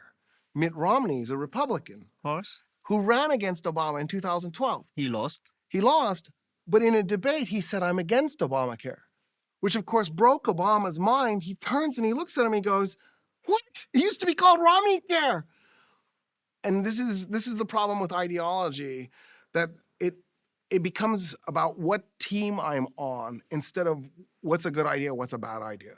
It becomes about my side needs to win more than anything else. The guys who came up with Obamacare originally was the Reagan administration. And the reason they came up with it was, in the United States, if you go to an emergency room, they have to stabilize you. So they don't have to cure you, but they have to make it so that you can leave the hospital and you will at least survive in the near future, regardless of whether you have the ability to pay or not. Because, right, there's no socialist system in the United States. Like the entire rest of the world has some mechanism to take care of the poor, except the United States, except emergency rooms. Well, emergency rooms are super expensive. So you're a poor person and you have a cough that you've had for 2 weeks, you should go to a doctor. But because you can't, because you don't have insurance, you go to the emergency room. So then the hospitals end up spending all this money that they'll never get back because they have to treat you whether you can pay or not. So the way most states had it set up was the states would cover half of the cost for the hospital that they lost to people who couldn't pay, and then the federal government would cover the half that was remaining so that the hospitals won't go bankrupt, which is stupid. Why don't you just create a system where the hospitals don't go bankrupt? But anyway, that's America. Where's your ear? You know what I mean? Nothing is straightforward. So the Reagan guys said, we're sick of this. Let's force people to buy healthcare insurance like we forced them to buy car insurance. And then they didn't implement it. The Democrats in Massachusetts voted it into law. The Republican governor signed it into law. And then Obama, a Democrat, implemented it. So now it's an ideological thing instead of a rational thing. Did this make the United States better off? The answer is yes. The data shows that it has saved lives. It has reduced cost. There's better capacity in the hospitals. Like, by every standard, Obamacare made the place a better place. If you're ideological, you can't see it. All you see is, that's not my team. Even though it was your team that came up with the idea, it doesn't matter. So ideologies always scare me. They're a great way to organize voters. They're a great way to motivate people so they have a power. Like, let's say you're in the middle of a struggle to liberate your country from a colonial empire. Like, let's say you're Algerian and you're fighting to liberate Algeria from France. Having an ideology to bring your people together will make you more successful. You will have a better chance of achieving. So it's a powerful tool, but it's a dangerous tool. And so I think there's the idealist in me says that maybe the better way to do this is learn philosophy and learn history, and then approach the world with an open mind, travel, experience other cultures, find out what's going on. And then instead of, oh, I'm a socialist or I'm a liberal or I'm a conservative or I'm a whatever, communist, fascist, instead of labeling yourself and sticking yourself in a box, just be open to the possibility that that guy has a good idea and that guy doesn't. And It that's just came to my mind. How often do you have this conversation? about ideology. This conversation, talking about history, and we understand each other. US, Arab world, Europe. Not often, right? I think people don't converse enough. You mean me personally? Yeah. I mean, I don't usually do this. I just get up and lecture. Why people don't converse? I think there's a power dynamic. So I've noticed that, if I'm in public and I have a disagreement with a person, they maybe won't hear me very well. And I think part of it is we're equals, so they're not tuned in. But when I'm giving a lecture and I have the position of authority, people listen better. And I don't know why that's the case, but my goal is to always try to hear what the other person is saying, because first of all, you learn so much, but second of all, I might be wrong, and I need to rethink what I'm thinking. You know what I mean? Yeah. So to me, I don't understand why we don't have this kind of conversation. Dialogue is huge. Yeah. We should do it. So in the United States, again, back to the ideology thing, we're so divided, we don't live in the same neighborhoods anymore. Like there are Democratic neighborhoods, there are Republican neighborhoods. This is absurd. We're doing this with cities, we're doing this with states, we're separating out from each other. My son's best friend. Is it the norm or this the exception? That's what's happening. It's been happening for decades. It's a trend that's been going on for decades.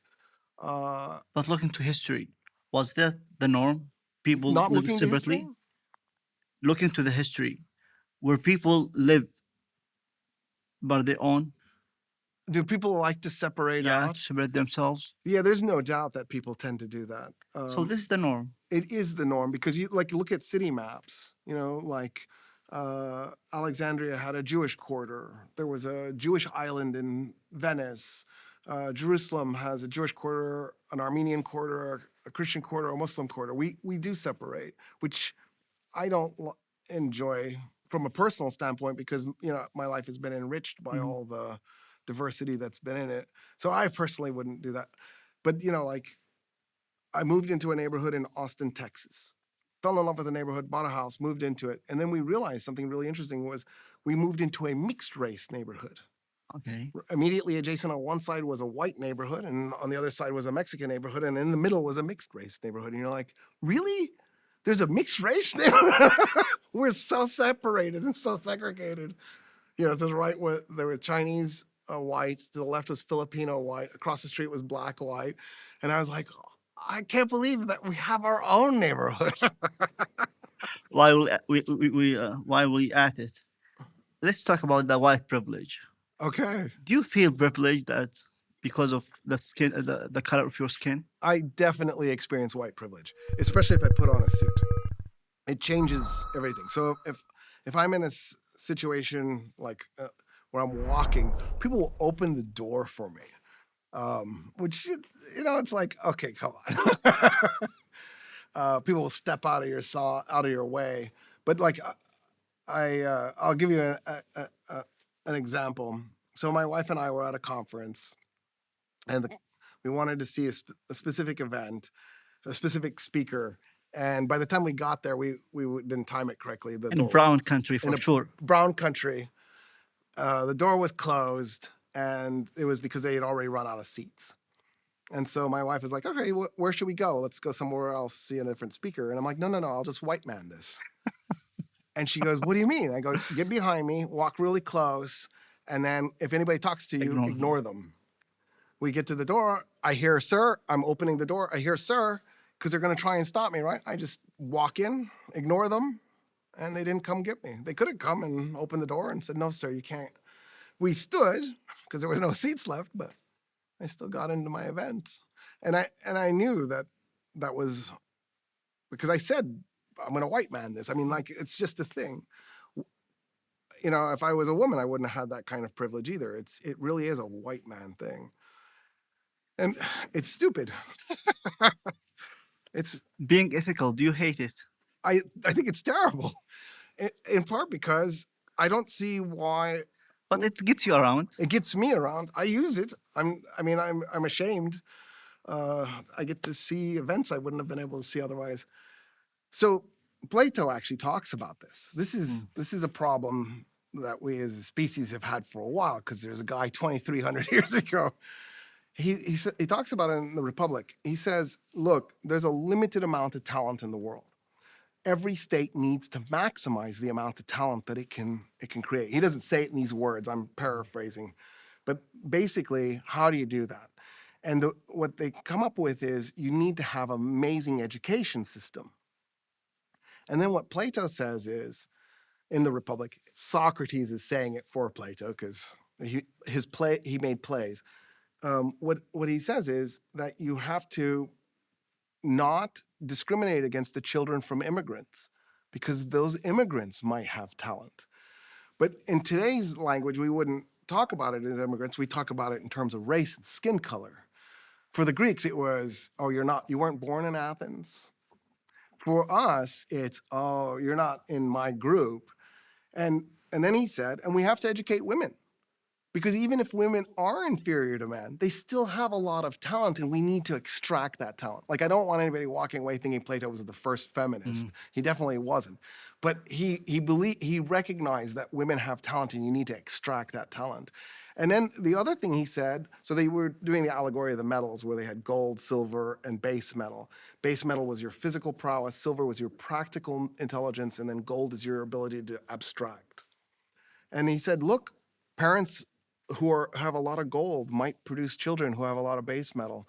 And parents who are base metal might produce children that have a lot of gold. So you can't make this a hereditary thing if you want to maximize talent. That's what white male privilege does, is it makes it a hereditary thing. And what it does is it interrupts talent.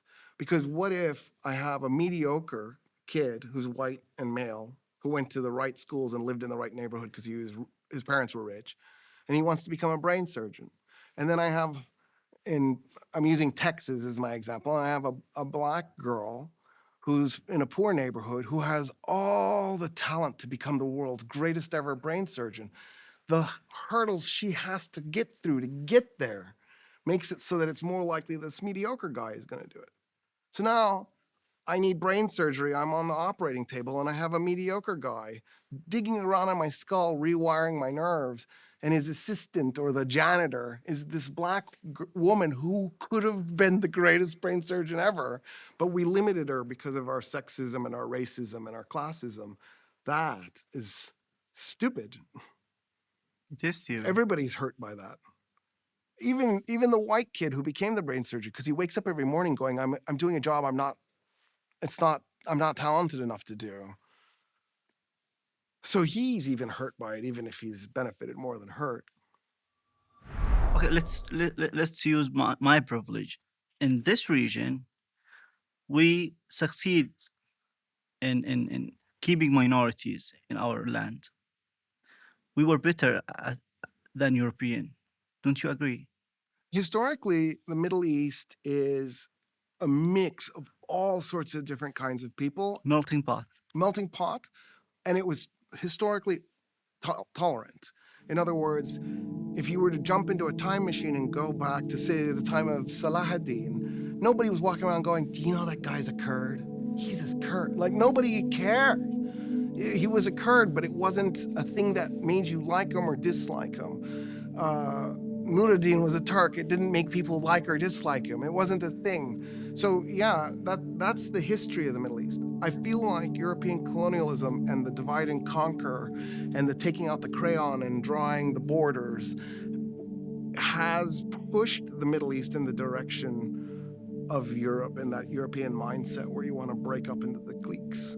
But that's not inherent to the Middle East experience over a long period of time. It's new. Let's back to history. We've talked about the military history, especially Islamic military history, but there is more in Islamic civilization than great wars. Yeah. I mean, everybody loves the story about good battle, Yeah. but there is advancing in science and medicine, astronomy, sorry. And what's the main contribution of our civilization to the world? So there's two parts to that. So if you take a Western civilization class in the United States, the first chapter or the first two chapters are talking about Egypt and Sumer. In other words, that Western Civ book admits that the Middle East is where the West was born. So if you look at it from that perspective, then you realize really quickly that the Islamic culture of the Middle Ages is actually round two of the Middle East contributing to the development of civilization. Ancient Egypt, prehistoric Egypt, created the world's first government, the world's first state. When Narmer conquered Lower Egypt as an Upper Egyptian and unified Egypt, he created the world's first empire.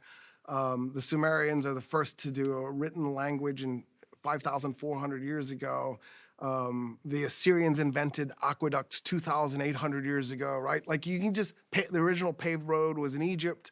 You can stack one thing on top of the other. And when you're done, you realize the world's first ever Bill of Rights was Cyrus the Great, 2,570 years ago, or 59 years ago, something like that. So in other words, if you sit there and do the first one after the other, you realize really quickly that the Middle East before the Roman conquest was this place that produced. In Alexandria, Egypt, at the Great Library, they figured out the size of the earth. They were off by 1%. They had a 1% error margin. How do you figure out the size of the earth 2,300 years ago? It's amazing. The earth has a wobble. It's called a parallax. It takes 26,000 years to do one wobble. They measured it. They were taking such precise star measurements that they caught the wobble. It's amazing. The world's first ever steam engine was invented 2,000 years ago in Alexandria, Egypt. Euclid is the guy who takes the existing geometry and then codifies it and makes rules that we still follow. He does that in Alexandria. So that's round one, this age of incredible development. Unfortunately, round one is destroyed on purpose by cynical politicians. So in 391, 392, the Great Library, which had been around for about 680 years, is burnt to the ground. So the Great Library was the repository for knowledge from all around the world. Who burned it? So there was a Roman emperor, his name was Theodosius. Theodosius is the guy who made it so that Christianity was the only legal religion in the Roman Empire. So Constantine made it legal. It then eventually became one of the two official religions. Theodosius went, no, all the other religions are banned, only Christianity. The Archbishop of Alexandria was having trouble because if you hadn't noticed, Egyptians like to do revolutions and rebellions. 1880, 1919, But they never finish it. 1952. No, Egyptians love revolution. It's just they can't wait. It's like a hobby. And that's just recently.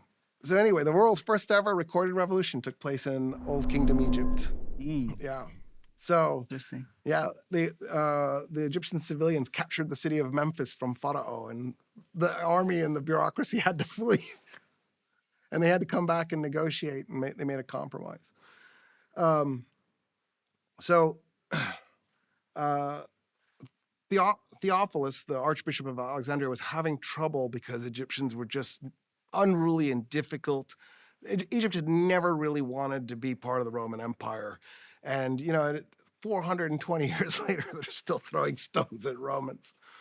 So he came up with the idea, if Christianity is the only official religion and a quarter of the city is pagan and a quarter of the city is Jewish, why not create divisions between the Egyptians and then use those divisions to push for an easier population to control?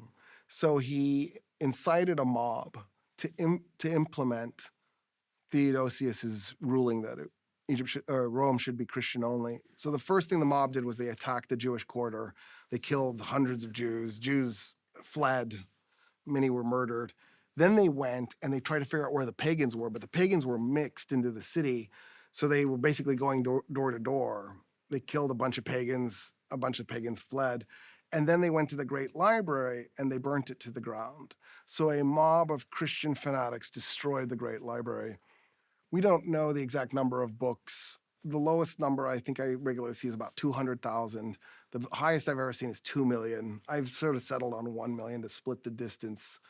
The U.S. Library of Congress reached the 1 million book mark in 1905. So obviously the quality of book in 1905 was better than the quality of book in 392 AD. But in terms of quantity of knowledge, they were there. They had steam engine and a steam rocket, a steam-powered rocket at the Great Library. So you can imagine what would happen if they had applied the steam engine to more industrial purposes then, and maybe they would have eventually gotten there. But after they burnt it, they had to reinvent the steam engine. That didn't happen until Taqi-ad-Din in the Ottoman Empire in the 1500s.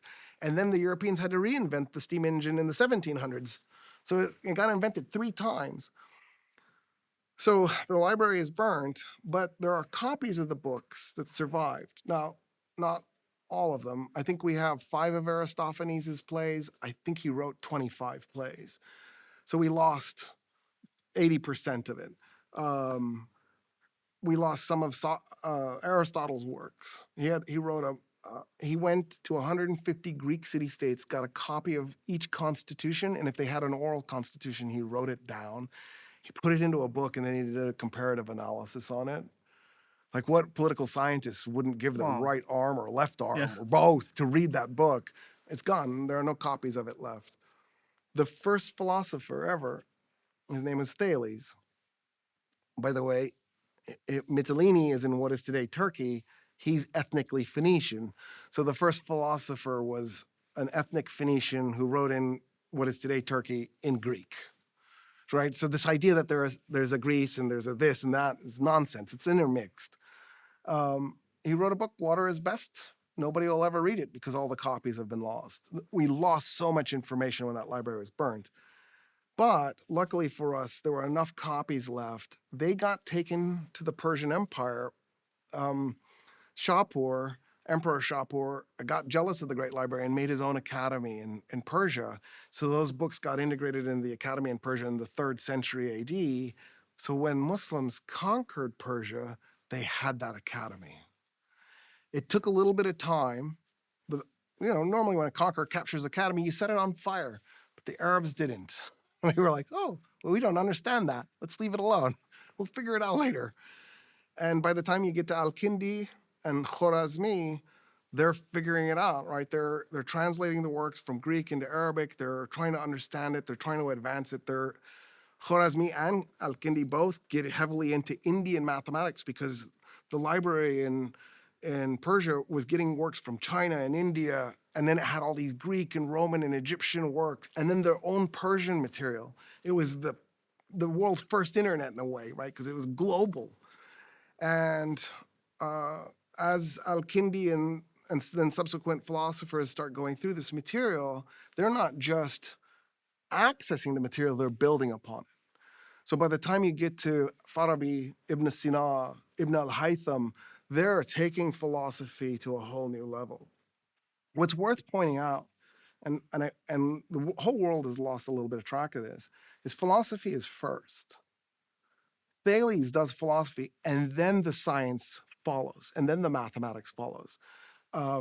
When the Arabs begin to get into that academy that was in Gondi Shapur in Persia, and then the books start to get spread out, and by the Abbasid period, a lot of them end up in Baghdad.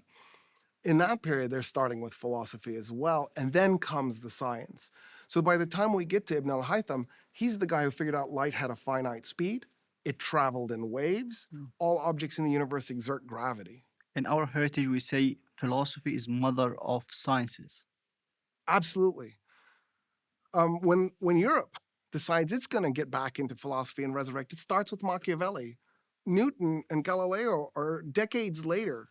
Machiavelli is a political philosopher. Philosophy is first, science and math follow.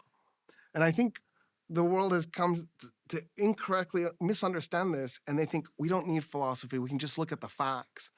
Philosophy establishes your critical thinking, but it also creates the framework in which you look at the world. Philosophy is always first. Even if you don't know philosophy and don't study it, you're still influenced by some kind of paradigm that's shaping the way you see the world. So by not knowing philosophy, you don't understand the paradigm that's shaping your understanding of the world. So it's really a big mistake to do this. And one of the problems with the education system on the planet today is we've reduced philosophy to a boring conversation about ethics. Who cares? Let's talk about the real philosophy, which is complicated and hard. But that work leads somewhere. In any case, Ibn Sina is going to create modern medicine. Next year, 2025, will be the 1000th anniversary of the canon of medicine. He's the guy who figured out that before Ibn Sina, everybody believed there was disease. It was a singular thing. And then the circumstances shaped how it manifested itself. So where planet Jupiter was, and did you eat fish and drink milk, and did a black cat walk in front of you, would determine whether you were bleeding from the eyes or just had a little cough. And Ibn Sina comes along and says, no, there are different diseases. They have different transmission vectors. Here's a bunch of cures. He gives us hundreds of cures. And then he goes, you know what's better than that? Prevention. Interrupt the transmission vectors. Don't get sick to begin with. Then you don't need the cure that may not work anyway. And so what Ibn Sina transforms medicine and reshapes the world, right? Our life expectancies are better. I love medicine. This is a good improvement. Sometime around 750 to 800, we don't know the exact year, post the Abbasid revolution, the Arabs conduct an experiment. When the Arab Empire was created, it inherited the Roman and Persian systems. Well, both of them used the peasant-based system. So there'd be a lord and then peasants who served the land, and then you sort of pass that on. Under the Umayyads, they just left that system in place because, first of all, they were trying to figure out what to do to begin with. The Abbasids go, you know what? What if we just break this system? So they got rid of the lords and deeded the land to the peasants, creating the world's first ever large-scale private property system. There was private property before, but not on this scale. It was like rare that you had private property. So now everybody has private property. Well, a bunch of those peasants did dumb things and ruined themselves and financially went bankrupt. But a bunch of them started doing experiments, and those experiments created modern agriculture. Crop rotation, having a diversified crop, hybridizing plants, working to modify where a plant can grow. They started to conduct these, building dams to irrigate more land. All of that came out of this experiment and created modern agriculture. And the Arab world, they lit street lights up at night using oil, petroleum, that they would pump through pipes, and they would have a guy light the lights up so that if you took a satellite and went back 1,000 years and put it at night, went around the planet, the whole planet would be dark, except for the Arab cities would have twinkled at night from the oil lamps. They had fast food industry. They had a convenience industry where you could there were laundromats that would wash your clothing. You could give a guy a note and he would go to the grocery store and he'd buy your groceries and deliver it to your house. They had built a civilization that by most standards looks very modern. They didn't have electricity. They had water pumped into your home and sewage water pumped out. But under the period of the golden age of Islam, there was a fully modern civilization. So much so it influenced events in Europe, not just because of economic exchange or conquest, but because it inspired, for example, the Vikings. The Vikings wanted to trade with the Middle East because they knew that the Middle East had technology that was light years ahead of Europe. And so they began working on creating a route to get to the Middle East. One of the routes was created, I'm also part Swedish, so by my ancestors, they would take their ships to what is today Latvia, go up the Dvina River, take the ships out of the river and carry them on their shoulders to the Volga River, put the ships in the Volga River, and they would go down to the Caspian Sea, and then they would go to the north coast of Persia, and they would trade. And then they would go back. Wow. And, right? So like the Muslim world had a reputation. We have found coins from the Muslim world in Iceland from when the Vikings dropped a coin or whatever. They were part of a global world that was trading fresh food in China. The Arabs figured out if you take ice from the mountains and pack a ship with ice and then put fresh food on it, it'll last until you get to China. This was an incredible civilization that changed the way we saw the world. Ibn Sina notices something after reading Aristotle. So Ibn Sina is actually a fun character because he admits when he doesn't know something. Yeah. So in one of his books, he says, I read Aristotle 40 times, I can't understand him. Well, I read Aristotle 40 times as an idiom means I memorized Aristotle word for word. He couldn't understand him because Aristotle wrote in idioms, or his material was written in idioms, and we had forgotten. Even the Greek speakers of the world didn't know what those idioms meant anymore. Al-Farabi took the idioms and treated them like code, like a secret code that needed to be broken. He broke the code, produced a book. Ibn Sina found the book in the marketplace, read it, and understood Aristotle because he had already memorized him. He began thinking about what is it for a thing to be real? Like, how do we experience it? Because Aristotle talks about this. And what Aristotle says is a thing is made of its essences. Ibn Sina goes, well, what's essence? It's a description that you can do through information. So I'm wearing the suit, you can describe the color, the texture, the material, the shirt, right? My glasses, you can describe me as a series, it's just a composition of information, which is kind of how we think of knowledge today because of computers, right? It's just all bits. So in a way, he was thinking like a computer would, but it's just information. And then he noticed that time and information have a relationship, that as you go forward in time, the information increases. So I personally am having that experience because I'm gaining knowledge and wisdom. I gain scars, right? I'm getting gray hairs. So to describe me becomes more complicated as I get older. But this table, when it was brand new, it didn't have that bump and the scratch and that scratch. To describe this table as it gets older requires more information. And then Ibn Sina goes, what if I run the clock backwards? But not just for this table or for me, for the entire universe. And then he discovers what he called necessary being. It is an information packet that has just enough information in it that the entire universe can unravel from it.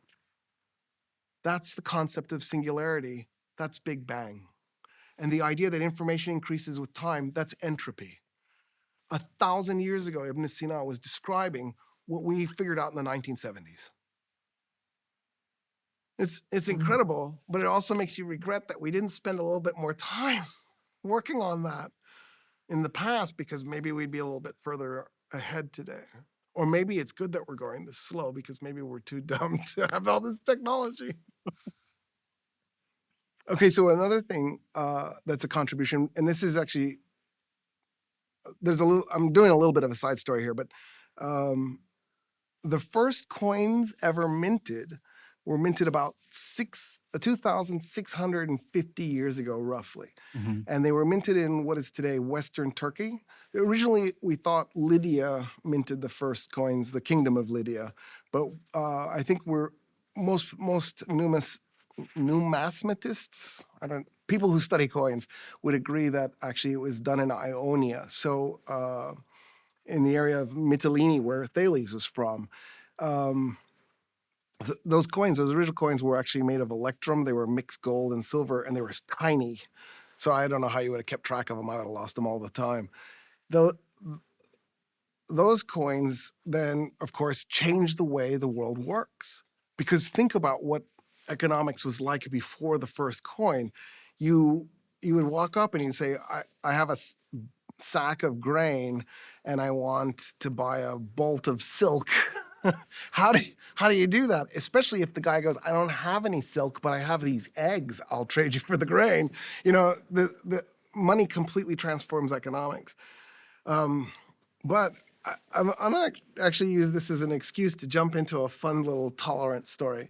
So when the Arab Empire was first being created, there were no Arab mints. So at one point, the Nabateans did mint their own currency, but this new Muslim state that exists didn't have any mints.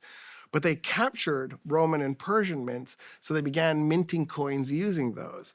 So if you look at the original coins that were being used in the Rashidun period and Muawiyah's period, they were Roman coins. So they had, or Persian coins, but the Roman coins are the funnest ones because they'll have like a Roman emperor and he'll have a cross in one hand and a cross in the other hand. So they're coins that are completely covered in crosses, and then Latin letters, like they'll have a big M on it, which showed the denomination of the currency. And, like the Latin text, like it'll say something about the Roman emperor, it'll name Emperor Heraclius, and it'll have like a fake mint. So there was like Konob, C-O-N-O-B, meant that it was done in Constantinople. There was a mint in Antioch, right? There were mints all over the Roman Empire. They'll have like the wrong letters because they didn't mint it in that place. They minted it in Damascus or wherever. And then sometimes they would put Arabic script, they would work it into the mint. So for example, Khalid ibn al-Walid's son Abdul Rahman ibn al-Walid, ended up as the governor of Homs during the time of Muawiyah.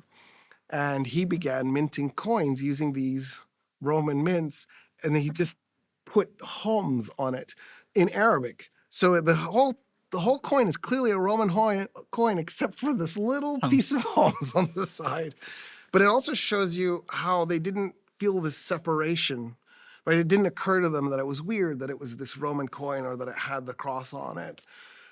There was no sense of, I can't use this. And it's where the Arabic word fulus comes from, because it was actually a coin called a folus that was a Roman coin. And then because they were saying folus all the time, it just turned into fulus. Fulus. Interesting. So we talked about the tolerance in Islamic civilization and how the Middle East was a melting pot of ethnicities. How we dealt with multi-religious. Was the conflict nowadays has roots in the past? Okay, so one of the things I hear all the time when people talk about the Middle East is the place has always been this violent, troubled place. And it has these ancient roots that go back so far. There's nothing accurate about those statements at all. There are no ancient roots to this conflict that's currently going on now, because there was the struggle that between, a Muslim majority Arab world and a Jewish population never occurred. So that's completely anachronistic.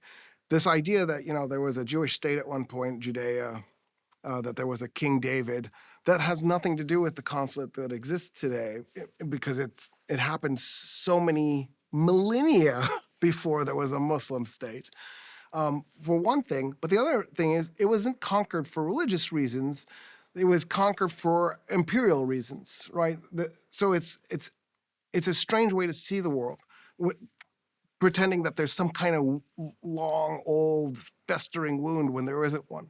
But to make things even weirder, if you look at the number of wars that took place in the Middle East actually looks like a generally calm, peaceful place. Europe is a bloodbath nightmare. And then when you look at those Middle East wars, it becomes obvious really fast that frequently it's because somebody invaded. So, for example, the Mongols invaded, or Alexander the Great invaded, or the Crusaders invaded. In other words, so much of the conflict that takes place in the Middle East is because an outsider came in and made a mess in the place, as opposed to it was internal. That's not to say there wasn't internal conflict. There definitely was. As the Arab Empire slowly unraveled, as it broke up, and then little by little Turkish states start to appear. Those Turkish states warred with each other, and they warred with their Arab neighbors. And then the Persians were trying to reestablish themselves. There's definitely conflict. It's just not in the way that I think most people perceive it. So, having said that, for religious purposes, the Muslim empire was a tolerant state. It made it very clear you don't have to convert. And in fact, one of the things that happened was the Muslim state found itself having a problem, because the taxes it got from Muslims was to go to the poor. So the only way that the state could fund itself was from the taxes it got from non-Muslims. And so it actually didn't want people to convert necessarily, because if you did, it took away tax money they could spend on things that the state needed money for. By the time the Arab Empire stretched from the Indus River to Spain, the Muslim population was a relatively tiny portion. People didn't even start to convert in Egypt in large numbers to Islam until like 900 AD. I think Egypt became majority Muslim in maybe 1300 or somewhere around there. In other words, it took a very long time for Islam to become the dominant religion in the region because of that tolerance, that built-in tolerance. When the Muslims did this conquest, by the way, they didn't just have Christians. The majority of the world's Christians ended up in that Arab empire. They also ended up with a large Zoroastrian population, a large Buddhist population, and a significant Jewish population. And they gave that level of tolerance to everybody. The result was that you didn't have religious conflict like we do today. And one of the reasons was because even if you thought, okay, the Fatimid state is Shia, it didn't fight the Seljuks because the Seljuks were dominated by Sunnis. Like, that wasn't the motivation. There was other motivations that were driving that. Eventually, with the Crusades, there was, in fact, a little bit of division built in because the Crusaders were promoting the divisions. They wanted to see the divisions. And then during the European colonial period, they expanded on the divisions and kept pushing them in everybody's face. Having said that, it's worth pointing out that the Romans were the guys who kept killing the Jewish population. The Roman Empire was never satisfied with the Jewish population in Palestine wouldn't stop rebelling. And the Romans had to keep putting down one rebellion after the other. The last major event was actually that war that we talked about, the 26-year-long war between the Romans and the Persians that went from 602 to 628. So when the Persians showed up in Jerusalem in 614, the Jewish population immediately sided with the Persians against the Romans. And the Persians allowed the creation of a Jewish state. There was a Jewish kingdom that, was part of the Persian Empire, but the Jews would rule the province. The Jewish population enacted vengeance on the Christian population and began killing Christians and burning churches to the ground. The Persians weren't happy about that. And so eventually the Persians actually took away a lot of the power of that Jewish state and made it a province because they felt like they were being too rough with the local Christian population. When the Persians surrendered in 628, they built into the peace treaty that the Romans could not be cruel to the Jews, that they would get Palestine back, but they had to treat the Jews well. That the Persians were insistent on this because Persia had this long-standing history of tolerance. They didn't like Roman intolerance. And Emperor Heraclius went to Jerusalem because the Persians had captured the true cross and the lance and the sponge, the holy lance and the holy sponge. So when the Persians surrendered, they gave those back to the Romans. So Heraclius brought them to Jerusalem. He was going to put them in the Church of the Holy Sepulchre. And while he was in Jerusalem, he said, you know what? I don't care. I don't care that there is this treaty that I have with the Persians. And he decided to murder the Jews in Jerusalem anyway. And if memory serves me correctly, he killed something like 20,000 Jews just because he wanted to, just in an act of cruel vengeance, anti-Jewish hatred. To this day, the Coptic Church in Egypt, when they start Lent, they have a preparation week, a pre-Lent week. Some people call it the Heraclius fast. They're fasting that week, the Coptic Church is, to lament Heraclius' sin when he breaks the treaty and murders the Jews in Jerusalem.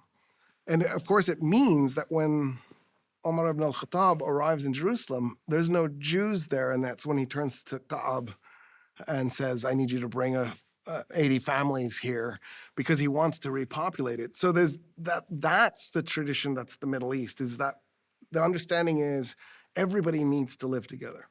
I'll give you an example. So I was in Egypt 2010, so right before the Arab Spring, or I guess it had already started in Tunisia. And there was a terrorist attack in Alexandria, and I happened to be eating dinner like the next day or 2 days later with a Coptic family in Egypt. And I turned to the host, because you should be careful when I ask you questions, because I always want answers. I turned to the hostess and I said, when is this terrorism going to stop? And she looked at me and she said, most Egyptians understand how Egypt works, but there's a few that don't. They're foolish and they don't understand Egypt. She said, us Christians, we need Muslims. Muslims, they need us.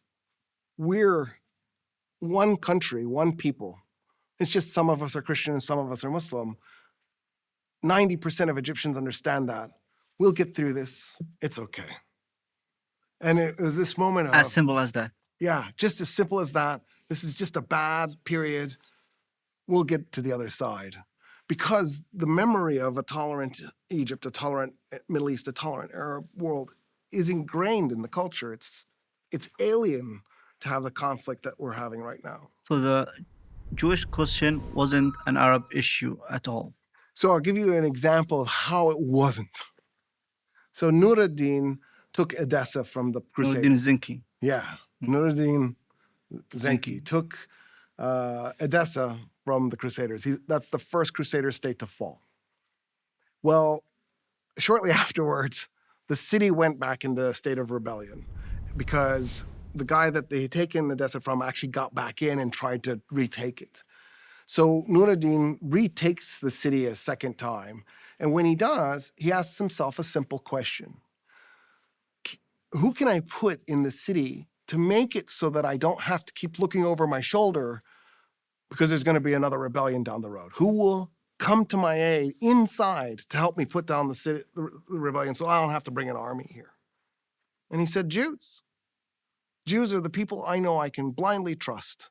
So he brought a few families of Jewish people and put them in Edessa, not Muslims, not Turks like himself. He brought Jewish Arabs to the city because he said, I know that they are loyal and they will stick by me. Because this idea that somehow these divisions should separate us is alien to the Middle East. The Persian Empire hated that, never went along with that. The Arab Empire, when it's formed, never took part in that. The cruelty that happened to the Jewish population was very much a European thing. Not only did the Romans do it, and then couldn't do it anymore after they lost Palestine, but the Crusades. In 1096, when the Crusades start, the first thing the Crusaders did was they went to the Jewish communities along the Rhine River in Germany, and they attacked them. They killed somewhere around 9,000 Jews. They raped thousands of Jewish women, and then they went to the Holy Land. And when they got to the Holy Land, they continued to murder Jews.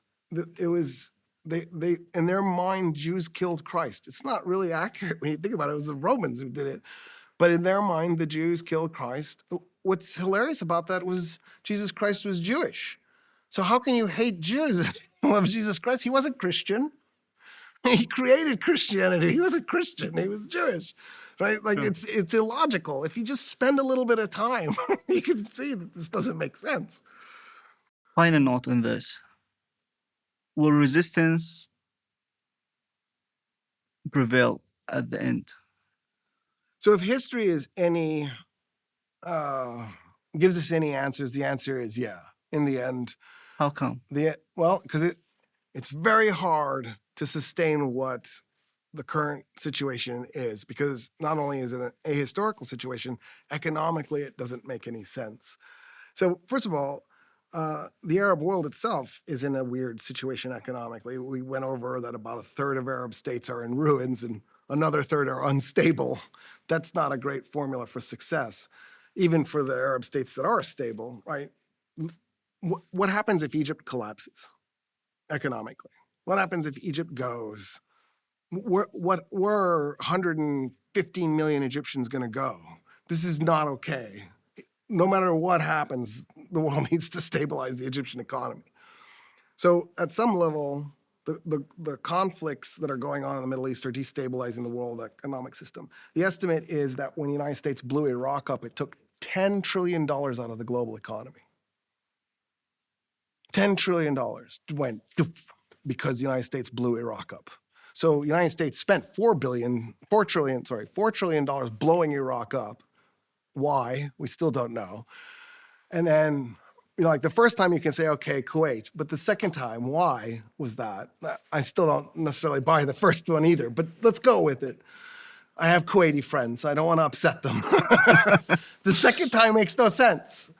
And the answer is that these types of cataclysms, these types of stupid events have a consequence. So what is the world gaining out of the Palestinian population being genocided?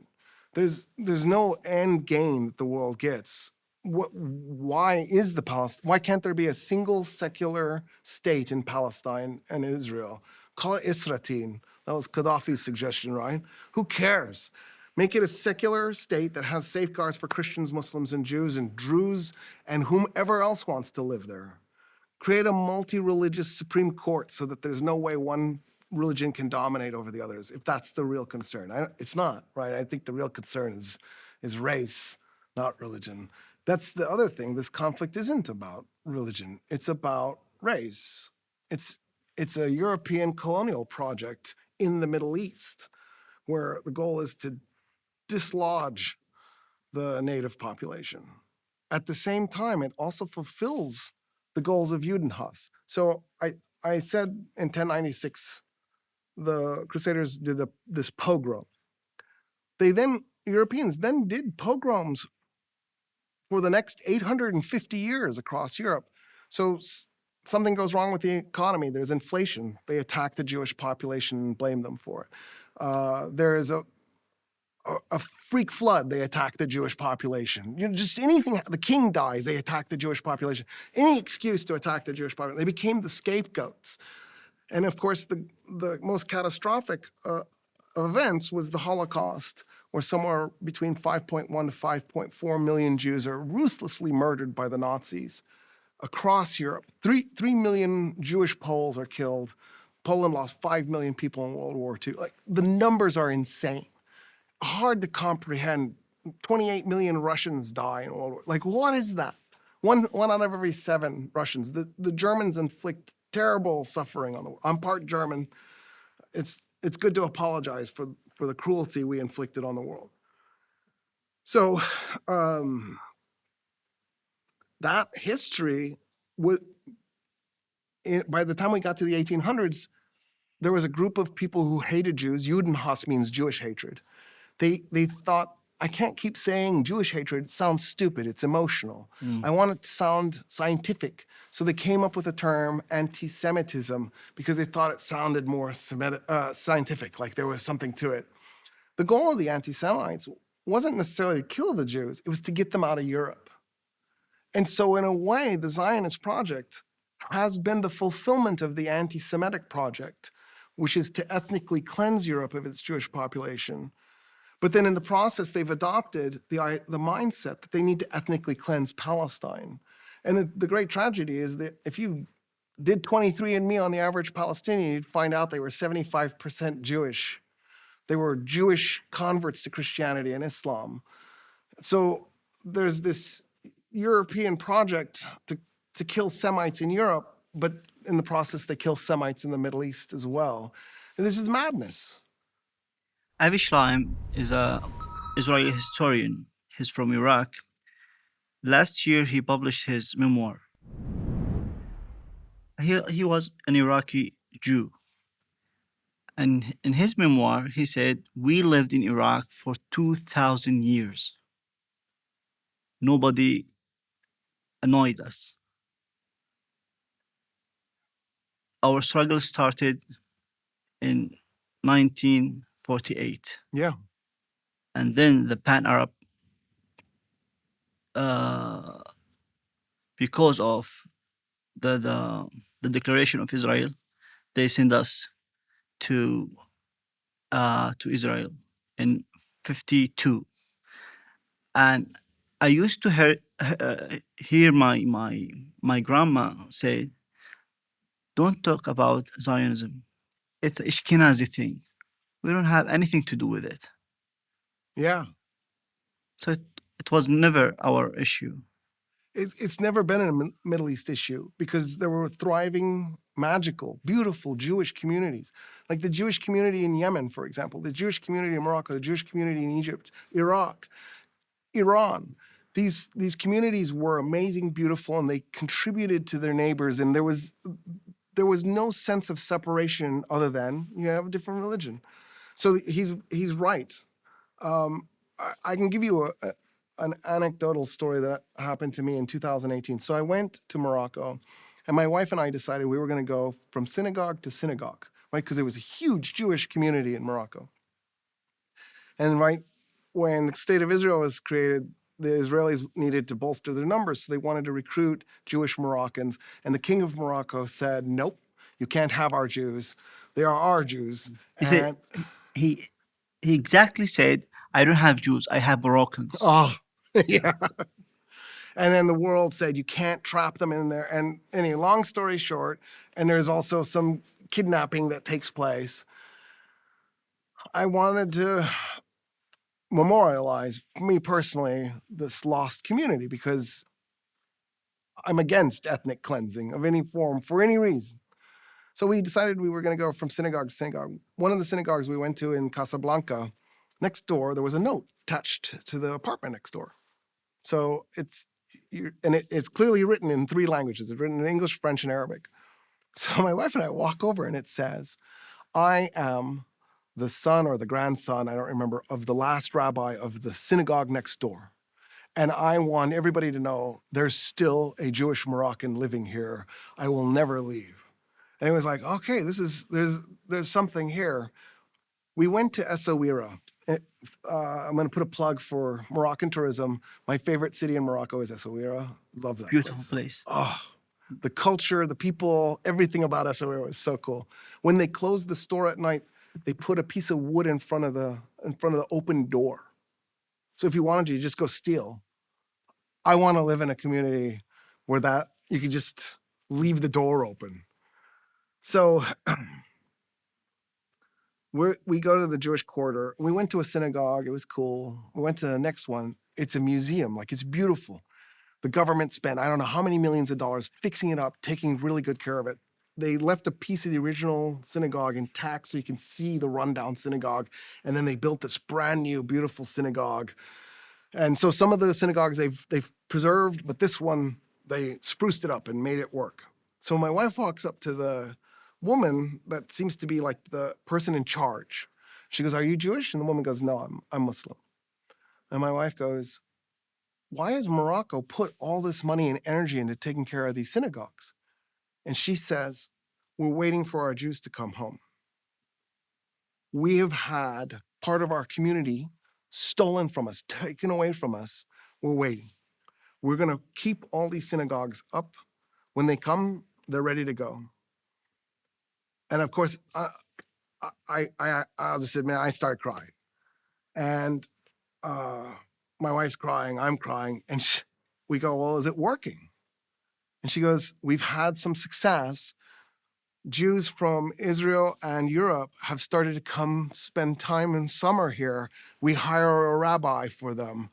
And we're hoping that they'll keep summering here and they'll buy property and they'll stay.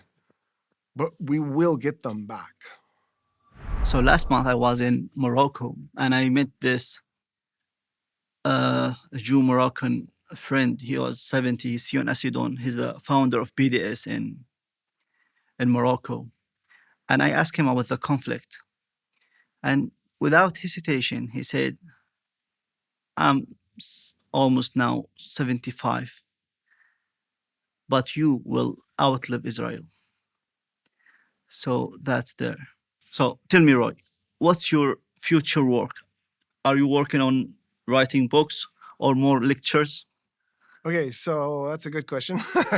Here's why I'm doing historical fiction instead of nonfiction. First of all, one of the problems that we have is so much information is missing that, you know, it would be a dry historical text. And what I've learned over the years is that Walter Mosley is right. So Walter Mosley is an African-American author.